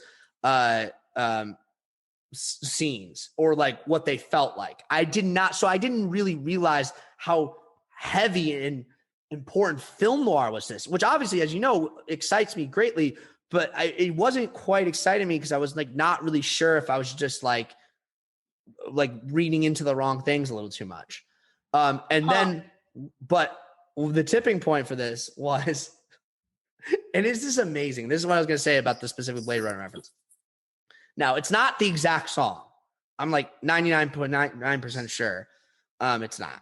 It can't be. But it's a very similar track. There is this big, like, sort of moody, jazzy sax song, this piece in the score that happens. And in some of these scenes with the detective and then with the woman, the blonde. And it sounds shockingly like Blade Runner Blues, the Vangelis track from Blade Runner. Oh, like interesting. And so when I heard it, I was almost like, are they literally just playing Blade Runner Blues? Now it doesn't have those, again, sci-fi Vangelis synth flourishes of like those like those chimes or anything like that. It's mostly traditional sax, but the way it's being played in the specific mood and just even some of the like the rhythm and melody of it just really sounded to me. Maybe it doesn't to anyone else, but I was feeling it when they played it again later in the film in the second story, which the second story is not supposed to be film noir. So why is it playing again? Because it's not fucking two different stories. Okay. But when it plays again later, towards the end of the film, notably, in a very similar symmetrical place, which, we didn't even really go through the symmetries yet. We'll go through that. It just sounds like Blade Runner Blues, which just cued me to, not only is this film really trying to ape the noir, because when I say it sounds like Blade Runner Blues, part of the reason I think for that, because I do think it's mostly coincidental, but not coincidental in the sense that I think both of those tracks are trying to do a similar thing, which is really play up a specific aspect of film noir. Because if you go back to traditional film noirs, you're not going to hear very many or any tracks that sound like that in any like period film noir. But what you're going to feel and like is a simulacrum of that, like this sense of like, I think of detectives walking in the rain and moody sax because jazz was the music of back then, but it's not going to be so literal sounding like that. It's not going to be as romantic and sweeping as that. It's not going to, it might be as sweeping, but like, it's not going to be as like, just, there's a certain modern, like, and this is why I think Blade Runner Blues is called Blade Runner Blues, melancholy to it that was not as common in those noir films of the past. Like they had moody and melancholy things in their scores, but like it just didn't sound like this. This feels influenced by the types of jazz and sax music that would have followed in the 60s and 70s, right? All the way into the 80s. And this film comes out in 1994. 12 years after Blade Runner and Vangelis made this score. So to me, it's like there's a certain feeling of what that mood is that Blade Runner was capturing with that song, and this film is capturing with this song. Just like that guy is like, ooh, he's out in those streets, man. He's like smoking a cigarette. It's raining. It's like, that girl broke my heart. And it's just like, hey, I'm a fucking sucker for that. Like, I love that. So I was just really vibing with it. And again, it brings to this idea that I think the first part with 223 and the Blue and the Blonde is that this is an urban story, an urban romance. And in that very Blade Runner way of the nighttime and the rain. And you have this like, and this is, remember how the film starts. And this is a good way to just, again, really start to paint the picture of how these stories are symmetrical and what the overall intention is, right? It starts where he's like, he bumps into the girl, and it's like, we were 0.1 centimeters apart. That was the closest I'd ever get to her, right? And even the way the narration is delivered, it's very like film noir-y, right? It's like, that was the closest I'd ever get to her. And you don't realize exactly yet, but what they're talking about is these small gaps of distance, right? Like you are if you're walking through a city, like, and again, imagine the Blade Runner city, imagine Hong Kong at night in those narrow streets. It's like you are getting very close to people, but you don't feel close to them. You don't know them. And like this idea that you like kind of slightly bump into them, but you still might have, again, 0.1 centimeter apart. Like there's still that distance. And it's like, it just reminds you that whatever closeness you could feel to somebody in an environment like this, it's not real closeness. It's just a simulation, a simulacrum of closeness. And like that in itself is a simulacrum of like connection or lost, or the desire for connection, but the not quite feeling it. And like this sense of the opportunity, right? Like you might bump into somebody, you might, or you kind of did and you were so close, but we'll never see each other again or whatever. And that sort of like might not see each other drives the obsessive mind that is also very embedded in that I'm a detective film noir protagonist that I think is also very representative of just how people, that's why film noir is what it is because it was a reaction to the city, to the modern life. And that's what it is. It's like Wong Kar-wai, I feel like, is just honing in on this in such a specific way. And I think, to get back, because I wasn't sure what to make of those motion blur shots exactly. But now that I put in the context where you first see it in this opening, where it then freeze frames into that, is that it's like, oh, right. Like the world is just chaos. Like, you know what I mean? Like it's this noisy, overwhelming, dizzying chaos.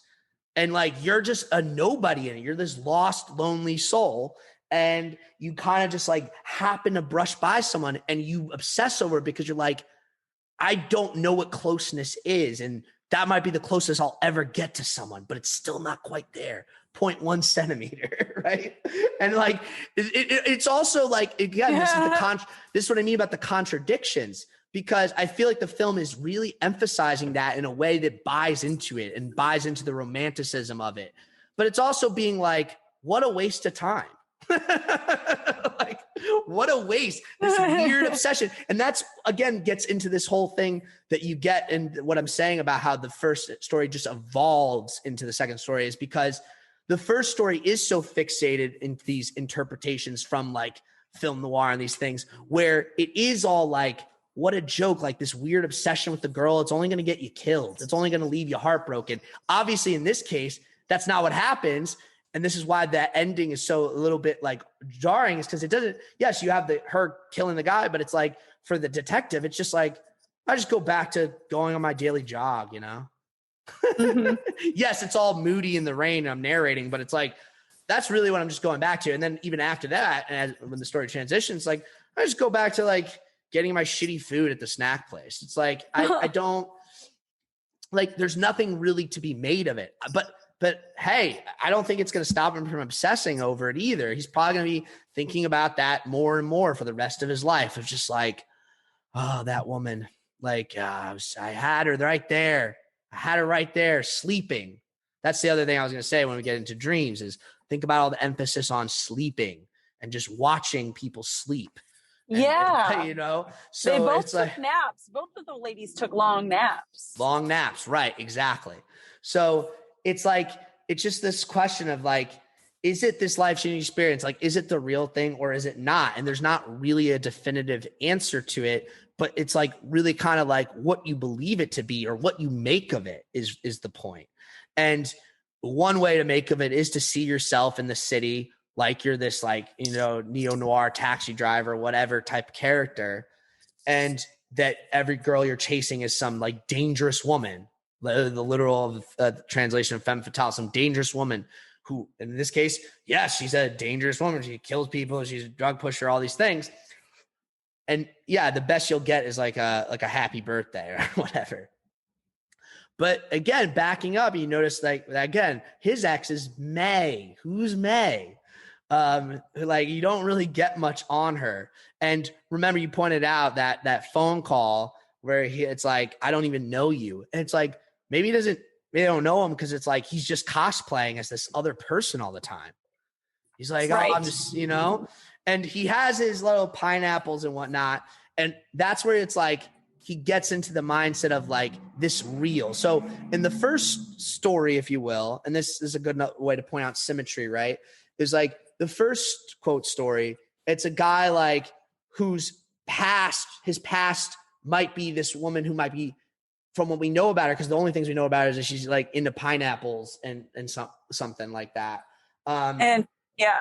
What else did you, if you have something else that I might have missed, definitely add it in. I was trying to remember what else he had said about her, but he just said that she liked pineapples and when her birthday. Right. The actual May birthday. And then he tries to talk to her parents at one point. So like, again, just the fact that she even has parents and her sister. Sisters. So it's like, he was like, well, what about her sister? Well, what about her other sister? Right. Can I talk to anybody in the house? Right. Okay, exactly. So you have this thing where it's like, those things imply a real, tangible, whole and wholesome woman that is in his past, right? And the circumstances of her like leaving his life are I think kept pretty vague. Now, well, go ahead. No, never mind. I was going to say, never mind. The second story, he says, I shouldn't have given her options and given her the fish and chips.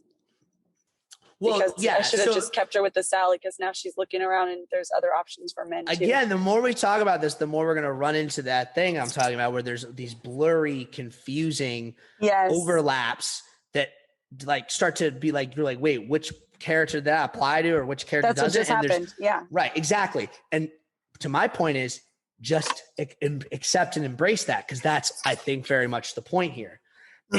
So down to the name May sounds like Faye, right? But we haven't met Faye yet. And, again, there's that implication of sisters and all these things. And one of the first things I thought, not knowing where it was going, was like, and I didn't expect them to outright reveal this, but it was like my thought or my interpretation was like, I feel like this woman in the blonde is just May in a blonde wig, like or something, right? So it's like, that's it's what a you little think initially, but I mean, you take a good look at their faces. It's right. And also the fact that he spends that time with her and it's like, you didn't realize this me, like it would be weird, but this is what I mean about the dream logic, or at the very least, like this sense of like people just being symbols for ideas, right? That are abstract and are on a continuum of evolution, right? And even that evolution might be in some ways, while a progression, in other ways, it might be circular and just kind of go back around. That's why I'm saying May is really just Faye in some ways. Like it's just Faye, May, it just kind of starts and stops there, right? Now, what I think is also, I just want to point out, and this is something you see in Blade Runner, and it's something that's like less of a film noir thing in general, but it definitely comes with the territory of urban cities. So in that sense, it does. Is like one of the cool things I was getting right from the beginning of the film, though, is seeing the Hong Kong melting pot, because you have like, and you don't get this so much in the second part, but like you have these Indians and you have like, you know, like English speaking white people. Yeah. English. Yeah. Yeah. And so you have all these different things. Even the main character of this part, the 223, Hugh Kui, he's played. Yes. Yeah. So it was just really cool. People speaking different languages. And you get like later in the quote second part, you don't really get that as much. And I think, again, this is intentional because there's a sort of a sense of like a tight, enclosed, wide world. Whereas in later, when you're dealing with 663 and Faye, it's like the opposite. It's like you tight, also enclosed world with this, all the hope and thought being put out to this wider world that they want to escape to. You also learn in the first love story, breakup story, that they both, I mean, it's implied that they both speak multiple languages. She says your Mandarin is not bad.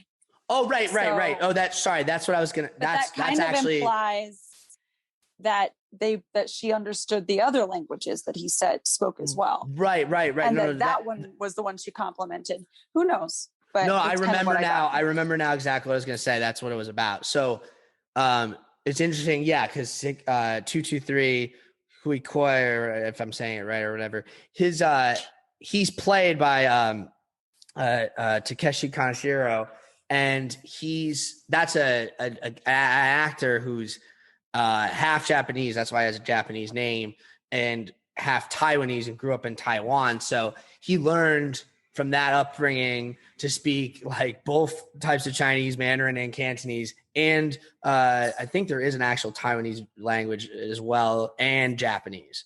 So yeah, that's he's like a very English guy, and English, right? But yeah, so he's a very interesting actor, very, very cool. And that he symbolizes that sort of broad international melting pot, cosmopolitan kind of thing that we have in that part. And so that's, I think, why it's fitting for his section to have a lot more of that than the later section. But I also, keeping on with my point about it, this being one story and these characters not necessarily being distinctive people, it's, again, I feel like it's more to do with this abstract concept that I was just alluding to about a wider world that's being concentrated inward versus a world that is very concentrated, but all your desires and hopes and dreams are being put out to this wider, this idea of the California dream, of going to California, of going anywhere, and the flight attendant, the planes, all that stuff. So you might say, oh, those are symmetrical, but they're contradictory or counter, and therefore one is not the other. But I think, again, thinking about this and how that could how everything is just like circular, but also a progression, which is a contradiction, right? There's everything. It's kind of like, what is the difference? It's just a matter of perspective. You could be in the same situation, right? Having that breakup, meeting someone that's new and exciting, and feel about it very different ways, right? You could feel about it like you want to get away, or you could feel like you just want to desperately rope someone in back close, right? And neither is correct and neither is wrong. They're just both different methods. However, given my progression point, I would say that at least in the version where you are trying to go somewhere else, the way to move forward is a little bit more clear. And that's why you kind of do end up going from one to the other there. But again, it's all somewhat contradictory, somewhat impenetrable. Now, another thing that kind of comes up that carries forward into all throughout the film that I really like, these other motifs, is this idea of water, which takes the form of the rain, takes the form of just a lot of, not literally the form, but I feel like is represented in the emphasis on very cool or blue sort of color timing on a lot of the scenes, right? And then only that, in the first one, he runs to get the excess water out of his body so he doesn't cry. Right. Yeah, that's one of the most amazing bits of narration. It's like, yes, he's literally running in the soaking rain to purge his body of water so he doesn't cry. Of tears, of tear water. Yeah, that's what's mirrored insane. in the second story, so to say. Yes. Is when his house floods and he says, when a person cries, you give them a tissue. When a house cries, it takes a lot of work to clean it up. And he's there mopping and absorbing all the water and wringing out the towels. And remember, he gets home and the flip-flop is floating. The one that she just threw in the corner. She was cleaning up the house and didn't know where to put these flip-flops that maybe belong to a woman. They look smaller than the other ones. They were more brightly colored than the other ones. I think they were his ex-girlfriend's flip-flops. So she just tossed them in the corner. But they floated back up. They resurfaced when the house flooded. So it's like his ex-girlfriend resurfacing, and she does. Well, yeah. He meets her in the store with her new motorcycle boyfriend. She reaches out to him, even though her message is deleted. Yes. By Faye. Yes. So she does resurface just like the flip-flop does. That's a really good point. And I also wanted to draw attention to that metaphor, like this idea of like, and we'll talk more about this, but like this idea of that apartment is also that ex's apartment because they had it together. And like, it's this thing where it's like her being absent, you could say, and people go through this when they live with someone and then they leave. It's like, the house is crying. It's not me crying. It's the house crying. Everywhere I look, it's just like her, just like, yeah. So yeah, no, that's very fitting. And then I was going to also say some of the other things with the water motif are like the steam of just the city. You get a lot of it in the general and in the more general. There's just the pure steam humidity. Is also how Faye's uncle opens the letter to be nosy. He steams it. Yeah. Yes, there's steam there as well. Steam is used to I guess I don't know if it's a federal offense there because I think Teddy Roosevelt may have been the president who made it a federal offense to open other people's mail. I'm sure there's a law about it. Yeah. They open people's mail by steam. Yes, which is an old school technique for sure. Old school. And then there's just obviously fish and the fish tanks and all that. Which like in the movie Fish Tank is also just a great metaphor for being trapped and enclosed and all that. But also just, in a certain sense being fluid and free and that contradiction there. So now I just want to talk a little bit about the soundtrack, which we already alluded to. We already alluded to California Dreamin'. We already alluded to the Dreams cover. Those are the two biggest ones that we hear a lot, and they have very specific associations. Both of those with Faye, obviously. The other one, and you get it in both parts, is what is it called? Sorry. Just lost my thing. Oh, yeah. What a Difference a Day Made. That song. Yes. And it's the Dina Washington version. And that's a really, really good song. And that plays a couple of times. Yeah. At least 2 or 3 times, doesn't it? Yes. You hear it towards the end, and you also hear it in when 663 Tony Leung's like recounting his relationship with his ex, the flight attendant, and that whole stuff with the plane. That's one of the best scenes for show. But yeah, like they, as you pointed out, that like they spent a lot of monies on some big songs. And again, I think it contributes to this very international feeling because obviously Faye's doing a Cantonese cover of Dreams, but it's Dreams originally a song written in English that people know mostly as that song. So it's like it all kind of like gives this sort of like English language or American, two of the songs cases, kind of like feeling to it, which I think is interesting. And obviously in this case of California Dreaming, you're literally talking about a place in America and you're putting together Dreams with California, this idea of this other place, this escape. And we'll get to a little California.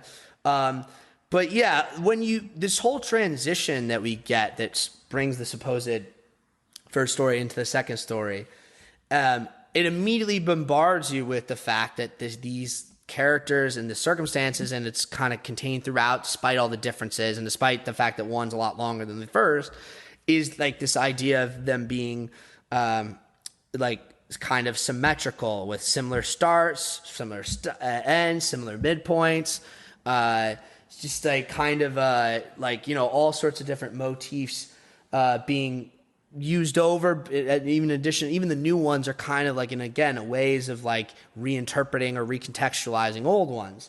But what I really like, we talked a bit about her, but we got to get more into it now with the specific things she does and the way it plays with this stuff is this Faye character. The idea of someone going into someone else's apartment, right? Yeah. Is a really interesting kind of concept. I kind of feel like it's like, I just want to interject really quickly and ask if you remember when this happened a few years ago. There was a woman, I think it turned out she had been found to be on drugs, but she was regularly breaking into this couple's house, washing their dishes, petting the dog, and leaving. She did this regularly. What? Yeah, and she got caught.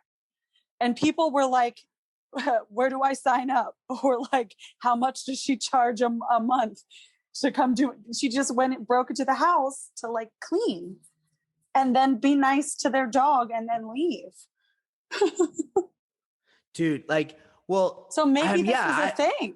No, it's a thing it is a thing like often with people like, who I might have like Alzheimer's, different things where they go into the wrong people's houses and so forth. And they actually, even that connects it to what I was going to bring up, which is Synecdoche, New York. One of the things that happens in Synecdoche, New York late in the film is Philip Seymour Hoffman starts going over to Eleanor, Catherine Keener's character's apartment. Or no, that not Eleanor. I'm thinking of a different movie. Her character name in that is Adele. Yeah. Adele's apartment and cleaning it. And she thinks it's this cleaning woman. And it's like this thing that is a similar thing here where it's like they're cleaning it. And in the cleaning it, they're kind of trying to be intimate with the person whose apartment they're cleaning. It's not theirs. And they do things like sleep in the bed. And more of it, it's almost like they do things so that the person will notice them, but they don't. Right. Or seemingly don't. In this instance, she wanted to be noticed, I think, by switching his toothbrush cup. She switched the toothbrush cup from a dull color to a really brightly colored one. But I don't think he ever actually noticed it. Well, it's this thing where you see him move a little open. But he doesn't acknowledge it. It's a little open-ended ultimately to which extent he notices or doesn't notice. It seems like he doesn't notice. Fair. It seems like he doesn't notice. Also, how would he not notice that he's getting more and more and more fish every day? Well, this is exactly the point. Is to what extent do we accept that, and to what why? Right? Because I think part of the idea here is that like.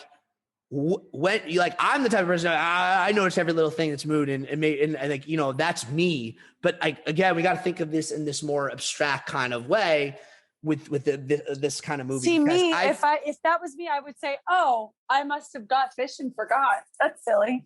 Or like, oh, I probably bought new soap and didn't realize that the soap I had been talking to cheer it up actually was cheered up and got fat again.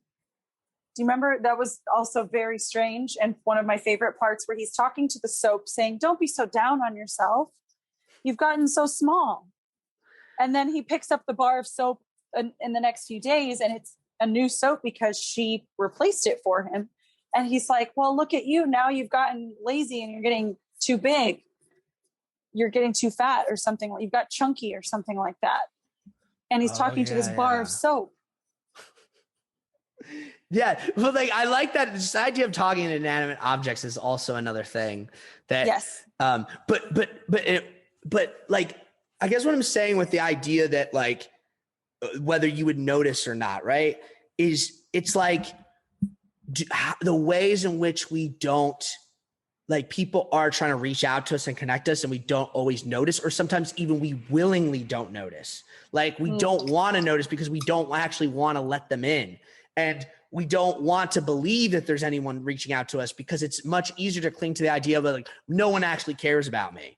because then I can justify me being sorry, reclusive and sorry for myself all the time.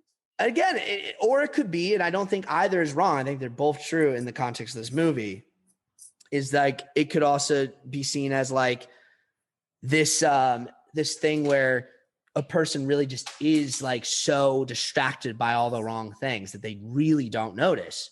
Or it could be that a person doesn't notice because these things are not actually putting things in the end. And the biggest clue we have to this, that it's another example of the weird sort of like, okay, it doesn't seem like it's a contradiction because they do give an explanation and they comment on it, but what else might be going on here is, so obviously Faye goes there and she's playing California Dreamin' when she's hanging out there and cleaning and sleeping and all that. And she leaves the CD. And then later when he actually takes her to his apartment, the one time he did so intentionally, right?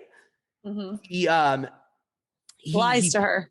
He lies. Well, that's what I'm saying is to what degree is it a lie? He says, she asks him, he puts on, let's listen to music. It'll make you feel better. He puts on the CD and she's like, the song starts playing and she's like, you like this song? And he's like, no, but my girlfriend did. And it's like, huh. And she's like, he doesn't know that I was the one who put that there. And that's her comment on it. So she's kind of giving you the out.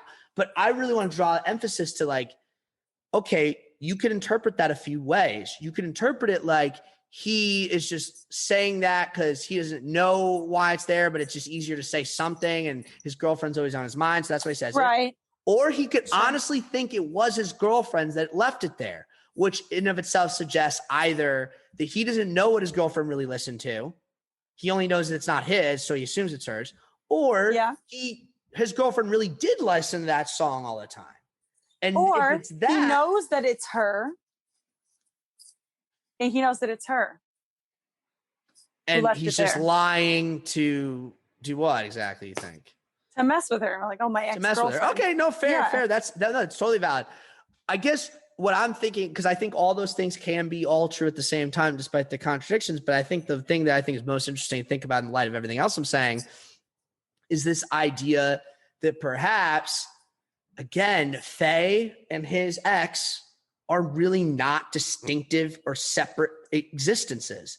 They're just on this continuum of between like they represent the eternal woman. They're woman. They're yeah. And look, I know that like what I'm saying. The eternal Pixie. Yes. Well, look, but I want to point this out because I know that what I'm saying to your point just now, it like can sound like I'm just saying, oh, there's just one woman, or maybe there's just one man and whatever. Yeah, sorta. But like, I think again, like this crazy movie with its fucking contradictions, and the point of that is like, I'm kind of like, yes, but no. Like, no, I think it's not necessarily trying to simplify it down. It goes out of its way to give these people all very distinctive character traits. But the difference is, what I'm saying is like, those differences can be somewhat amorphous and they can bleed into each other. And that bleeding is, I think, the point where it's like, you're not really sure which, like, imagine, I imagine this does happen to people where it doesn't really happen to me, but like where someone who like maybe has had many ex-girlfriends or ex-boyfriends or whatever. And at a certain point, they don't remember which liked which thing. They're like, I know one of my exes was really into that, but I guess it was her. And they don't know. And it changes maybe when someone asks them next week. They say the other one, and they don't even know that they changed their answer because it's just, it kind of just becomes this history. It becomes this sense. And like the difference between past and future here is kind of like also amorphous. That's what I'm getting at.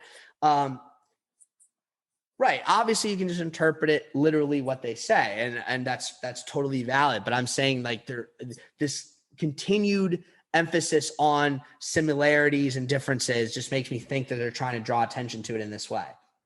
But yeah, so yeah, you have that intimacy with that. And I also just like this kind of like when Faye's cleaning the house, it's like, it feels, not to use the word manic. It feels very just like, but I'm not trying to draw attention to that in a negative way. I'm just saying like, it's this very just like, it's what she does. And she exhausts herself and sleeps and the stuffed animals and the song and the song and the song and the song. Another song. Yeah. And then another little thing that happens that I thought was interesting is like very urban environment too, is like, and the heat and all that stuff is the blackout that happens. I guess it's supposed to be her birthday. I was a little unclear about that. And like, people are like, is it May 1st? I don't know.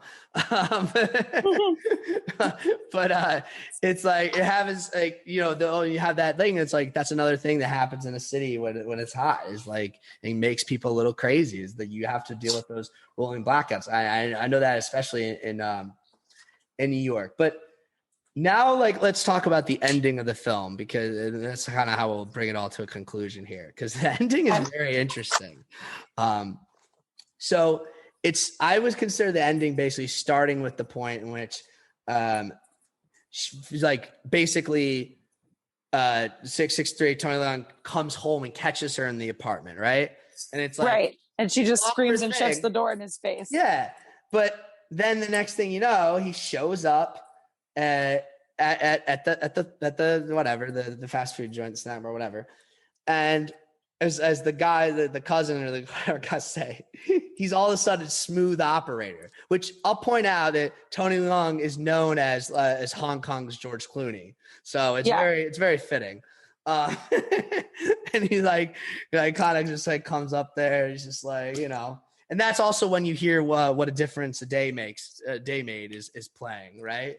And he's just like, yeah, why don't we go out? He gives her a CD back. He's like, all of a sudden, like, yeah, he knows it's her CD. It's like, yeah.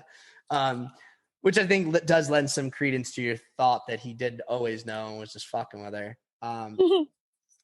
This guy seems like the guy who would do that. But again, I think him being so smooth isn't just all of a sudden like, I actually did know how to charm people or whatever. I think it's lending to this idea that you just are the person you need to be based off of how you perceive yourself, right? So he's perceiving himself as this schlubby dead-end cop, so that's who he is. And now he's perceiving himself as Mr. Smooth Guy, so that's who he is, right? Mr. Guy who's worthy of a stalker. Yeah, he has no problem with stalking. You know what? If I were him and this was the girl we were talking about, I wouldn't either. I'd be like, whatever you want, Faye, whatever you want. You want to sneak in and clean my apartment? Oh, Fine. please. I need someone to clean my apartment. Please.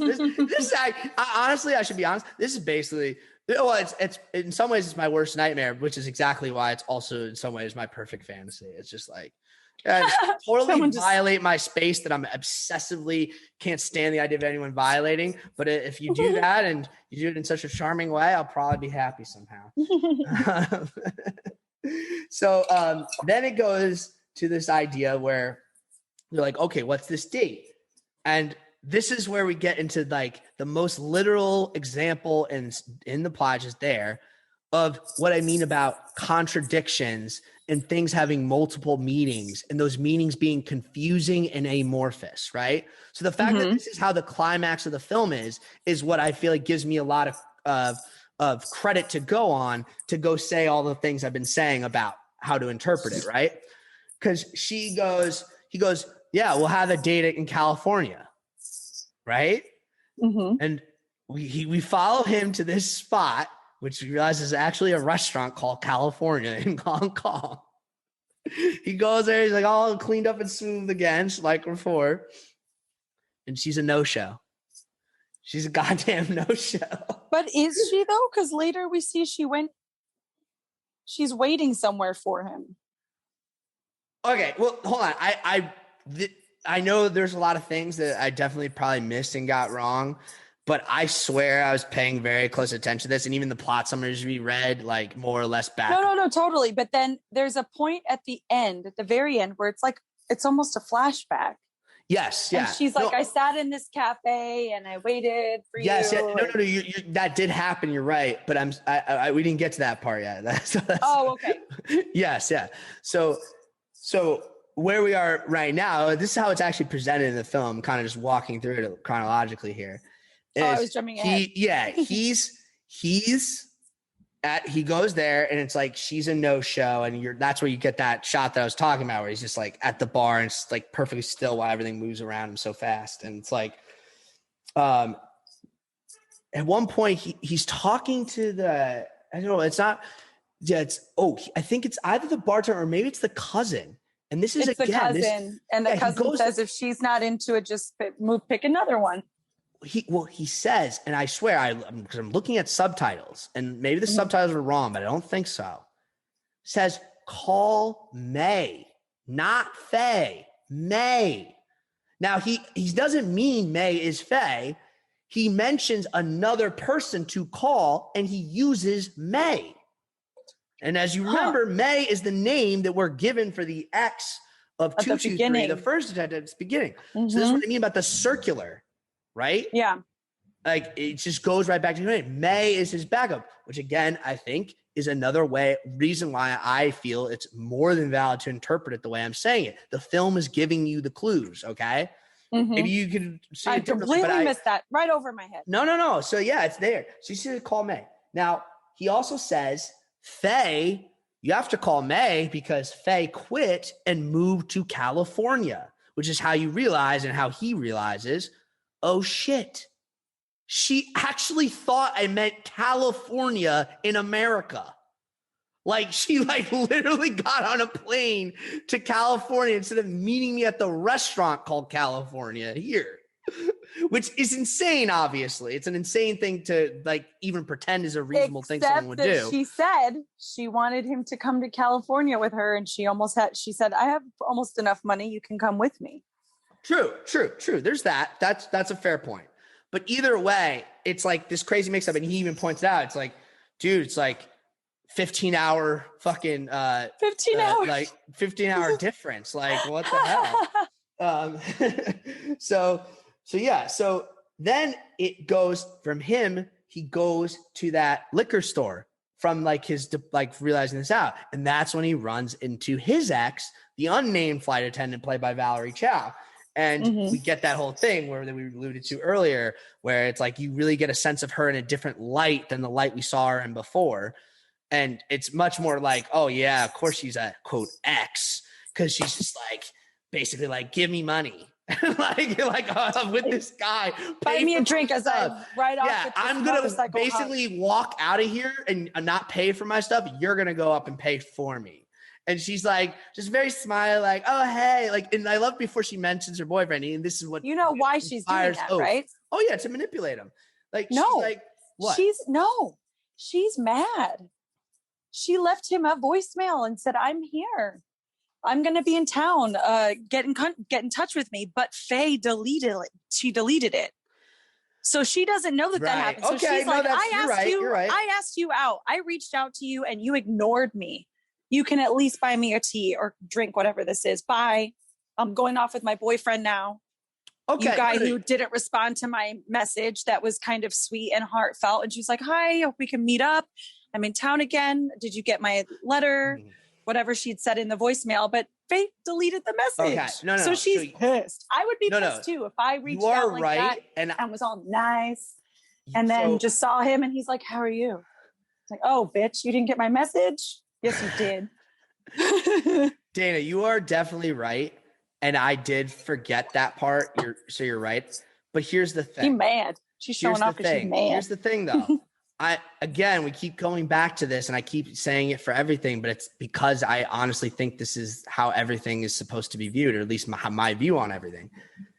That is true, but it's also not true in the sense that if you follow along with what I'm saying, where it's every single character and interaction and everything is just colored by this sort of moving context where details and facts are basically take them or leave them based on your perspective, right?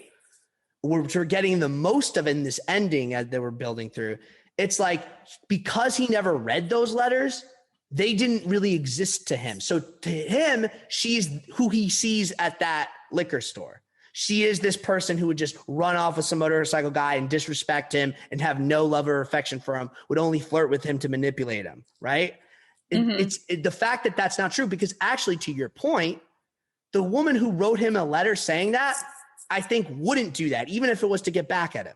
Or maybe she would, but either way, it feels like there's some conflict to it. There's some contradiction to it, which I'm saying is kind of like our clue to be like, these details don't add up. You can go a lot of different ways with them, and it's really all of them at once in some sense. So we go from that scene, right? Yeah. And that's when, like you get that return to that music that I'm saying sounds like Blade Runner blues. And it's like he starts thinking and realizing what happened. It's like this whole thing of like, you beat me. And he opens the letter from Faye that was left with the cousin.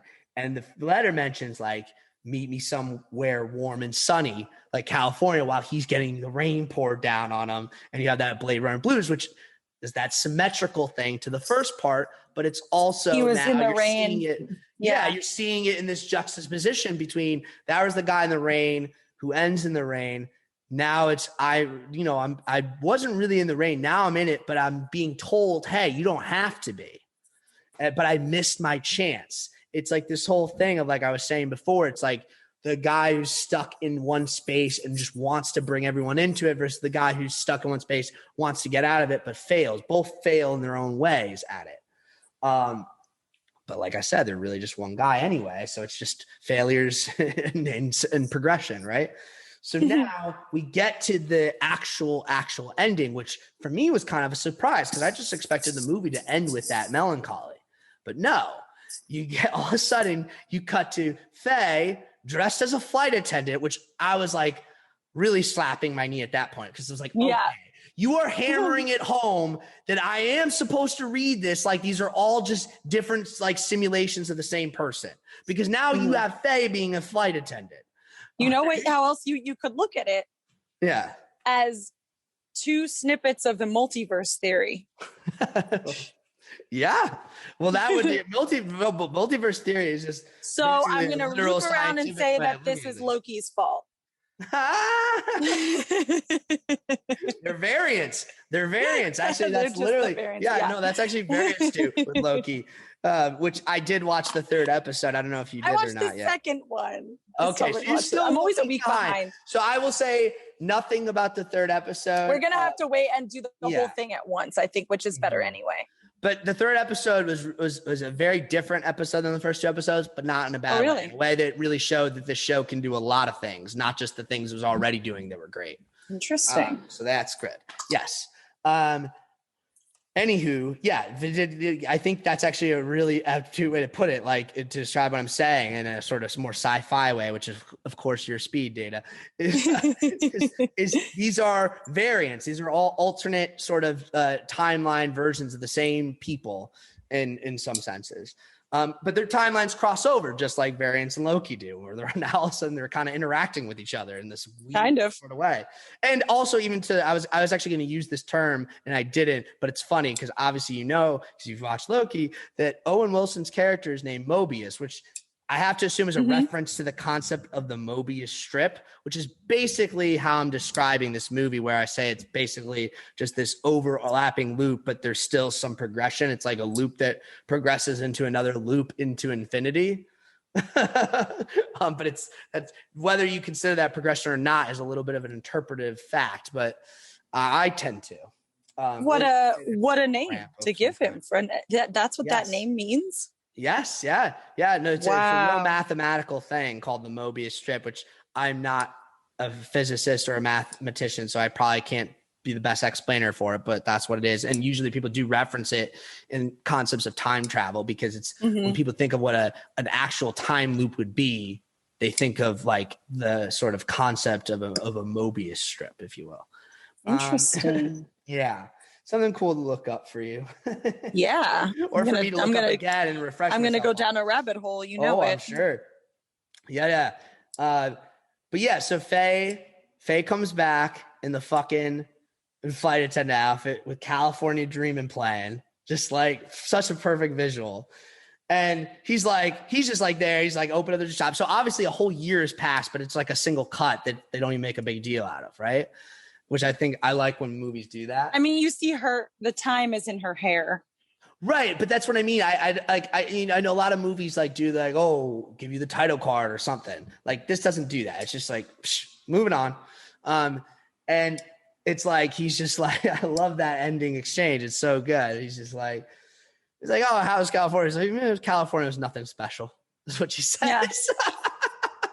Yeah. So again, it gets to this whole idea of like all her hopes and dreams, and she doesn't feel like disappointed when she says it. She's more like, well, I saw it.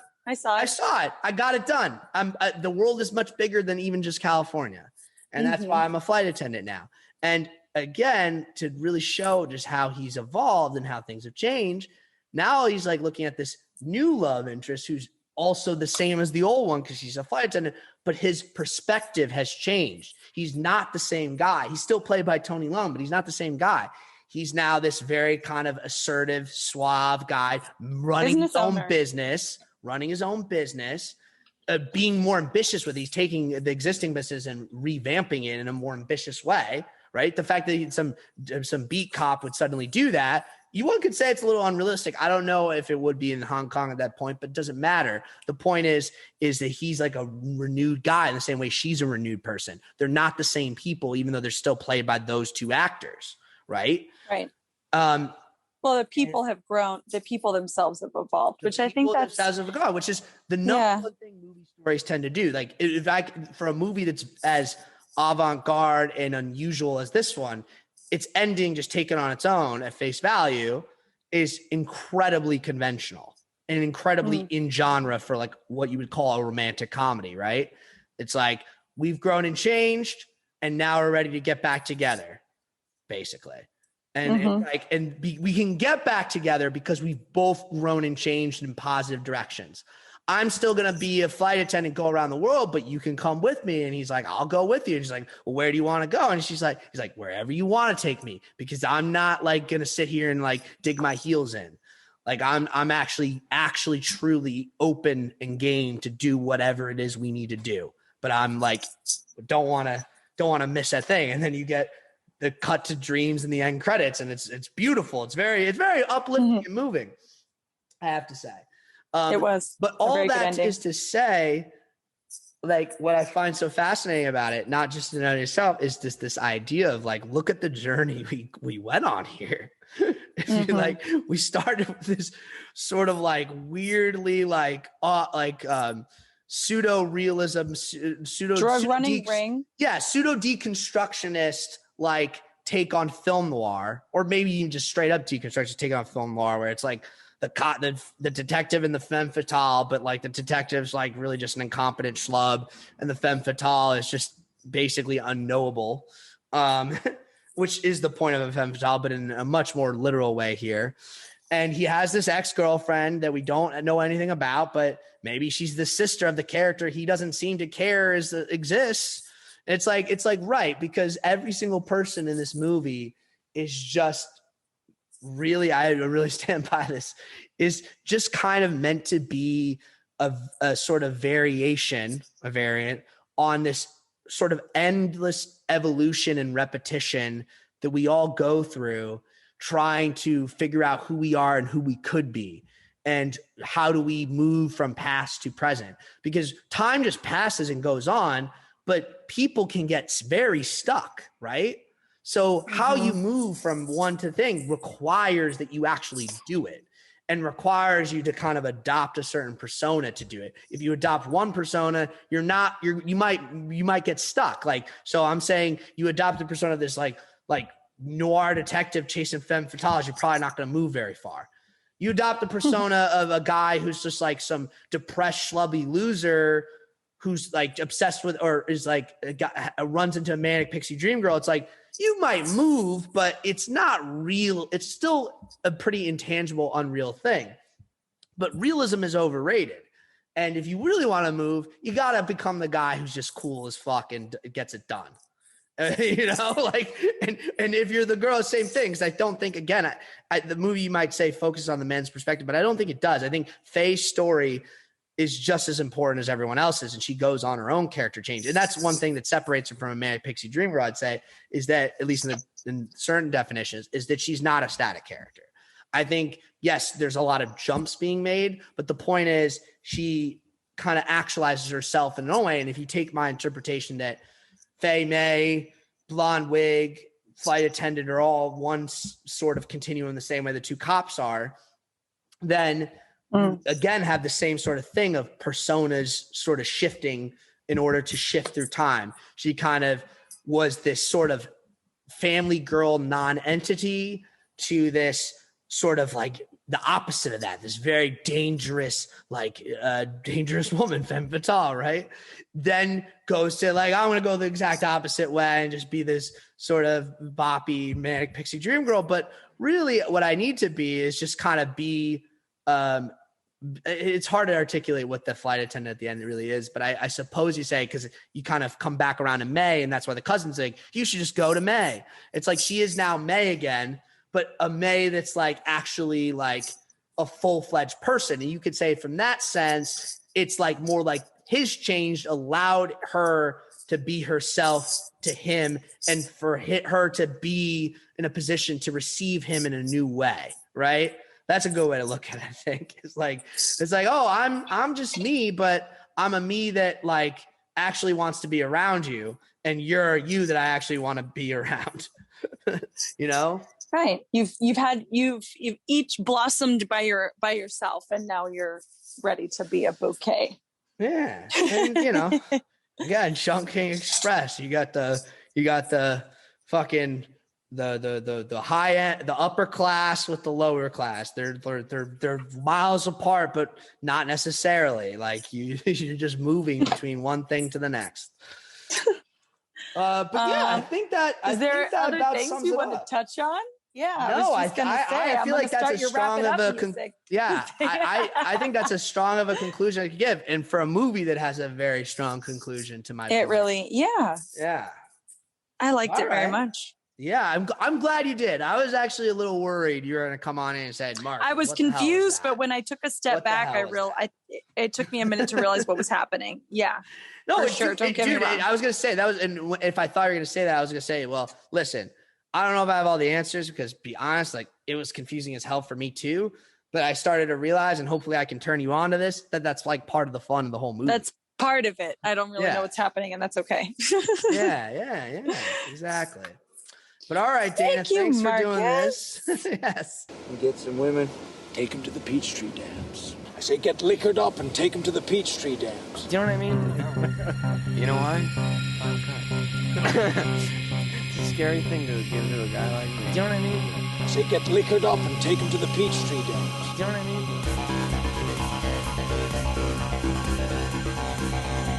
I say get liquored up and take them to the Peachtree Dams.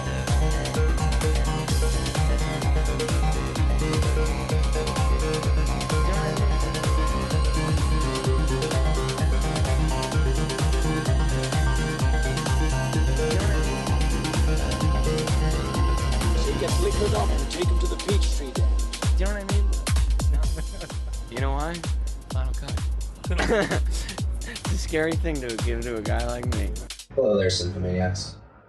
As promised, I would like to dedicate the ending of this episode of the pod to the late and truly great Michael Brooks. Now, if you don't know who Michael is, the first thing you need to understand about him is that he was above all else, above his politics, because that's what he was. He was a political commentator, but I think just to say it that way does him a big disservice to all the wonderful things he did. But above all else, Michael was an incredibly inspirational and charismatic and just intensely open person. And if you watch the show, the Michael Brooks show, as I did every weekend, all the content along the way, you would know that. Or if you watched Majority Report with Sam Cedar, as a co-host for a number of years. Now, these shows are shows that speak from a left-wing perspective, left of the Democratic Party, I should say, typically. And this show, our show, is not a political podcast, not in that sense at least. However, one of the things that you might remember I talked about if you listen to our introductory episode is an idea of what this podcast could grow to be, and what it could grow to represent, and what it could do to actually engage with the world in a more mission-minded framework. And that was something that I learned and was inspired with what I got from Michael. He really, really cared about the political goals that he thought would help the world, that he thought would make the world a better place for poor and working people and disenfranchised people and people all over the world. He was a true internationalist. He was an American and did, of course, cover U.S. politics extensively. But he was always the first guy if you wanted to know what was going on in Brazil, if you wanted to know what was going on in South Africa, present and historically, if you wanted to know what was going on in the Middle East, in Iraq, Iran, Turkey, Syria. Anywhere you wanted to go, he had an insight there. He wasn't just some superhuman computer. If you listen to people talk about him, his friends, his colleagues, his frequent collaborators, all of whom I have a tremendous respect and love for, from not getting to know them personally, unfortunately, getting to know them through the content that they created with Michael. If you saw how they reacted to him, how they would speak about him, you know that there's a real human being there who was not perfect, but was a great friend. He was someone who would reach out to you if you were having a bad day, and I feel a loss that I will never have that relationship with him. But he was known to reach out to people who were listeners of the show, who wanted to make contact with him, never balked at that, never thought anything was too unimportant. And that's another thing I really want to learn from him. With so any listener of the show, just know that I'm here for you. I'm not just saying that. You reach out to me, get into contact with the show. I have your back. Anything I can do for you, I will try my best to do it. I will be an ear when you need an ear. That's something that I incredibly admired about Michael, is that he would do that. Now, in terms of just getting a little bit more perspective on why I think our missions align, and why that is not, to my mind, a contradiction to what this podcast is or isn't. I want to say anyone who's coming to this body, is someone who identifies with a more center or right or votes Republican. I do not hold that against you in any way that would prevent me from wanting you to share an experience of the show. Maybe I would definitely try to make my points clear to you if we were actually engaged. Engagement is incredibly important, but it's not the end all be all. I think sometimes it's good to just be a friend to people regardless of where they're coming from, and through the process of getting to know them and understanding them better and understanding who they are and where they're coming from as a person, then you might be able to take the opportunity to say, hey, well, have you considered this, and so forth. But that's really a separate project from what I'm talking about here. What I need to say is, if you, no matter where you're coming from, you're welcome here. And I think that was Michael's point of view as well with his show and his projects. But I do see cinema, and this is why it's important to me. It's not just that I love it. It's not just that I think, dissecting art forms or talking about pop culture is fun, because it certainly is. And Michael believed knew how to have fun. He was a phenomenal impressionist. He wasn't afraid to be very on PC. So for anyone thinking, oh no, who's this person talking about left-wing anything? That means they're a big pussy or something. They're not willing to play mud or have fun. Believe me, that's not me. That certainly wasn't Michael. And on a personal level, from what I've heard from people who knew him that way, is it was on a whole different level if he was talking to you one-on-one. Another thing that definitely I admire. So, you'll always be able to trust that this show is just going to give you the straight sauce, going to give you the straight talk of what it is I think, what Dana thinks. We're not going to hold anything back, but we're always going to try to frame things in the most welcoming, inviting, non-alienating way possible. But as you'll see with the episodes we have so far, be it this one talking about Chungking Express or some of the other ones we have planned for the future, I do see cinema as, the critic we also lost, so, some time ago was a big inspiration on me, Roger Ebert. Cinema is an empathy machine. And there's one thing I knew about Michael's politics and the way he framed politics, is he framed it purely from an exercise in empathy. He was known to be a very spiritual person who took meditation practices and self-reflection very seriously. And I'm not a formal meditator by any means, though I have no problem with it, and I've often thought about engaging a bit more on those terms. I'm absolutely someone who believes in a meditative perspective on life.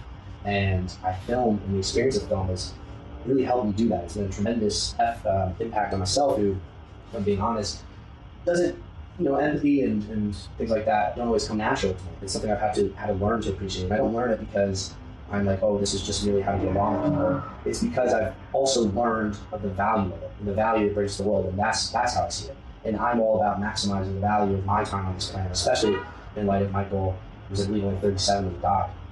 That's not too much older than I am now, and it's so sad to see someone go so early. But it's at the very best, it's a reminder that we have to use the time we have, and that's why, in the wake of what happened to him, I looked at what I was doing and what I wasn't doing, and thought I could do a lot more.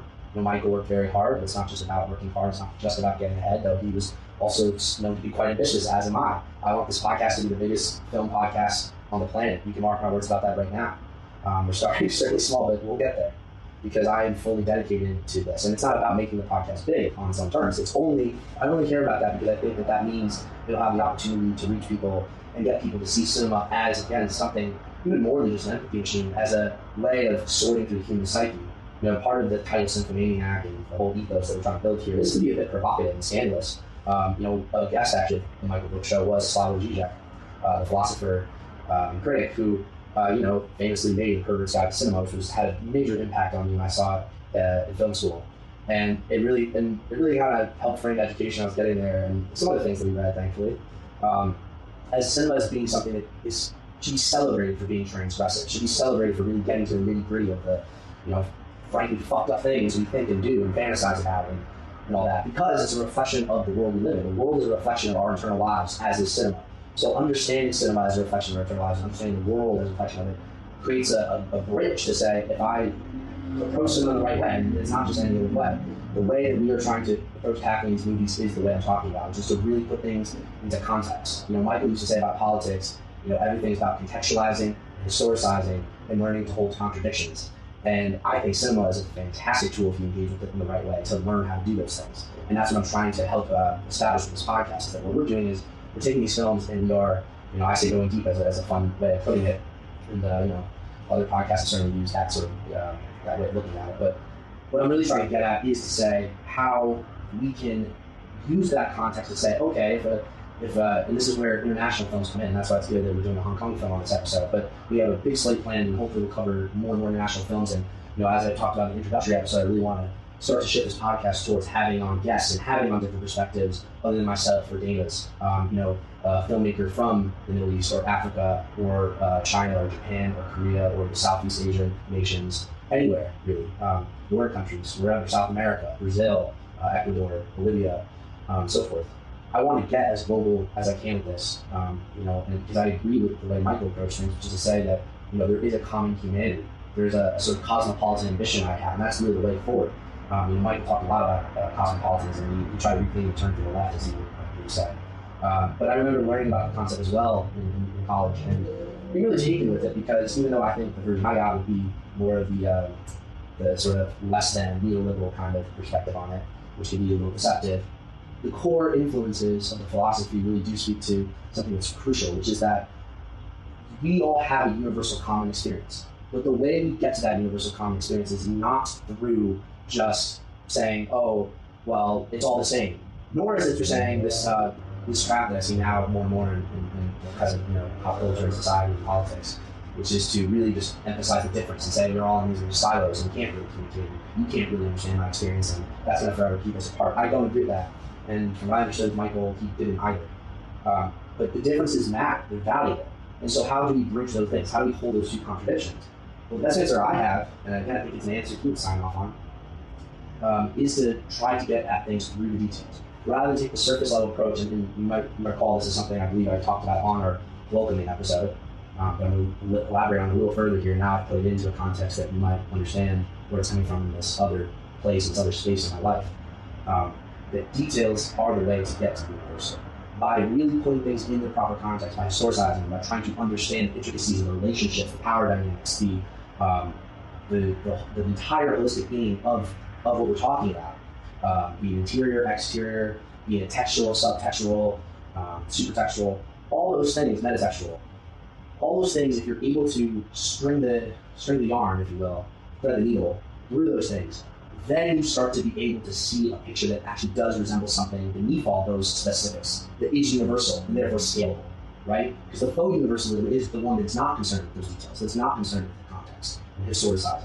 And that version is where you get the shallow, unsubstantive, and often misleading and wrong ideas of universal or lack thereof. You know, you might say, oh, that experience is nothing like mine. Or you might say, oh, I don't need to learn anything about this because it is just like this and I know everything there is to know. I reject both of these things. And I think that engaging with cinema and learning how to engage with cinema in the ways that we're talking about it will help you or anyone, not that I'm saying anyone here needs help, that's not what this is. But it'll be useful to you, is maybe a better way to put it, in terms of engaging with everything else in life. You know, we're all part of this society, we all play our roles in it, we all are part of moving pieces of it. And I think the more we understand how those moving pieces work, the more we understand how those moving pieces affect us on an internal, spiritual, personal level, right? The more we understand the impacts of those things, the more we understand how those impacts create a longing in us to want to express something. That's where cinema, I think, comes from. Is an audience, yes, it is a product of commercial enterprises, and we talk about that too, but on a creative, artistic level, on just on the base need of humans to try to learn from each other and share with one another. There's storytelling. This goes back all through all ancient cultures and societies. It's something deeply human. And it's because it's our way of trying to make that internal experience and trying to make that understanding and wisdom of living the external as well. Share it with those who need it to be shared, which is our kin, our family, our friends, our tribe, our global human society. So I think we all have a lot to learn from one another. You know, I do not with the Trump. We learned a whole lot. And, you know, it was very funny when you said that, but that's the idea, is we want to learn a whole lot. We don't want to just sit here and be content with thinking we know what we know. That's why, you know, I'm not afraid to look at new movies or look at movies that I have seen a bunch of new ways, because I'm always trying to dig deeper. I'm always trying to probe for more. I'm always trying to revise and nourish and replenish my relationship with film, and therefore my relationship with humanity, with myself, with my own existence in this world. And, you know, if I could do that and bring more people aboard that same journey, then I believe I will be doing something worth doing. And that's what I learned from Michael, is that we have to do things that are worth doing. And, you know, my heart goes out to Michael's family, his friends. I know it's been a tough year for you all. I would say it's been a tough year for me. In some ways it has, but as I said, I never really meant personally. But his impact is felt by me. And if any of you are listening, you know, feel free to reach out, and I hope you hear in the future. Thank you all. Rest in power, Michael Brooks, and stick around for more Cinphomaniac in the future.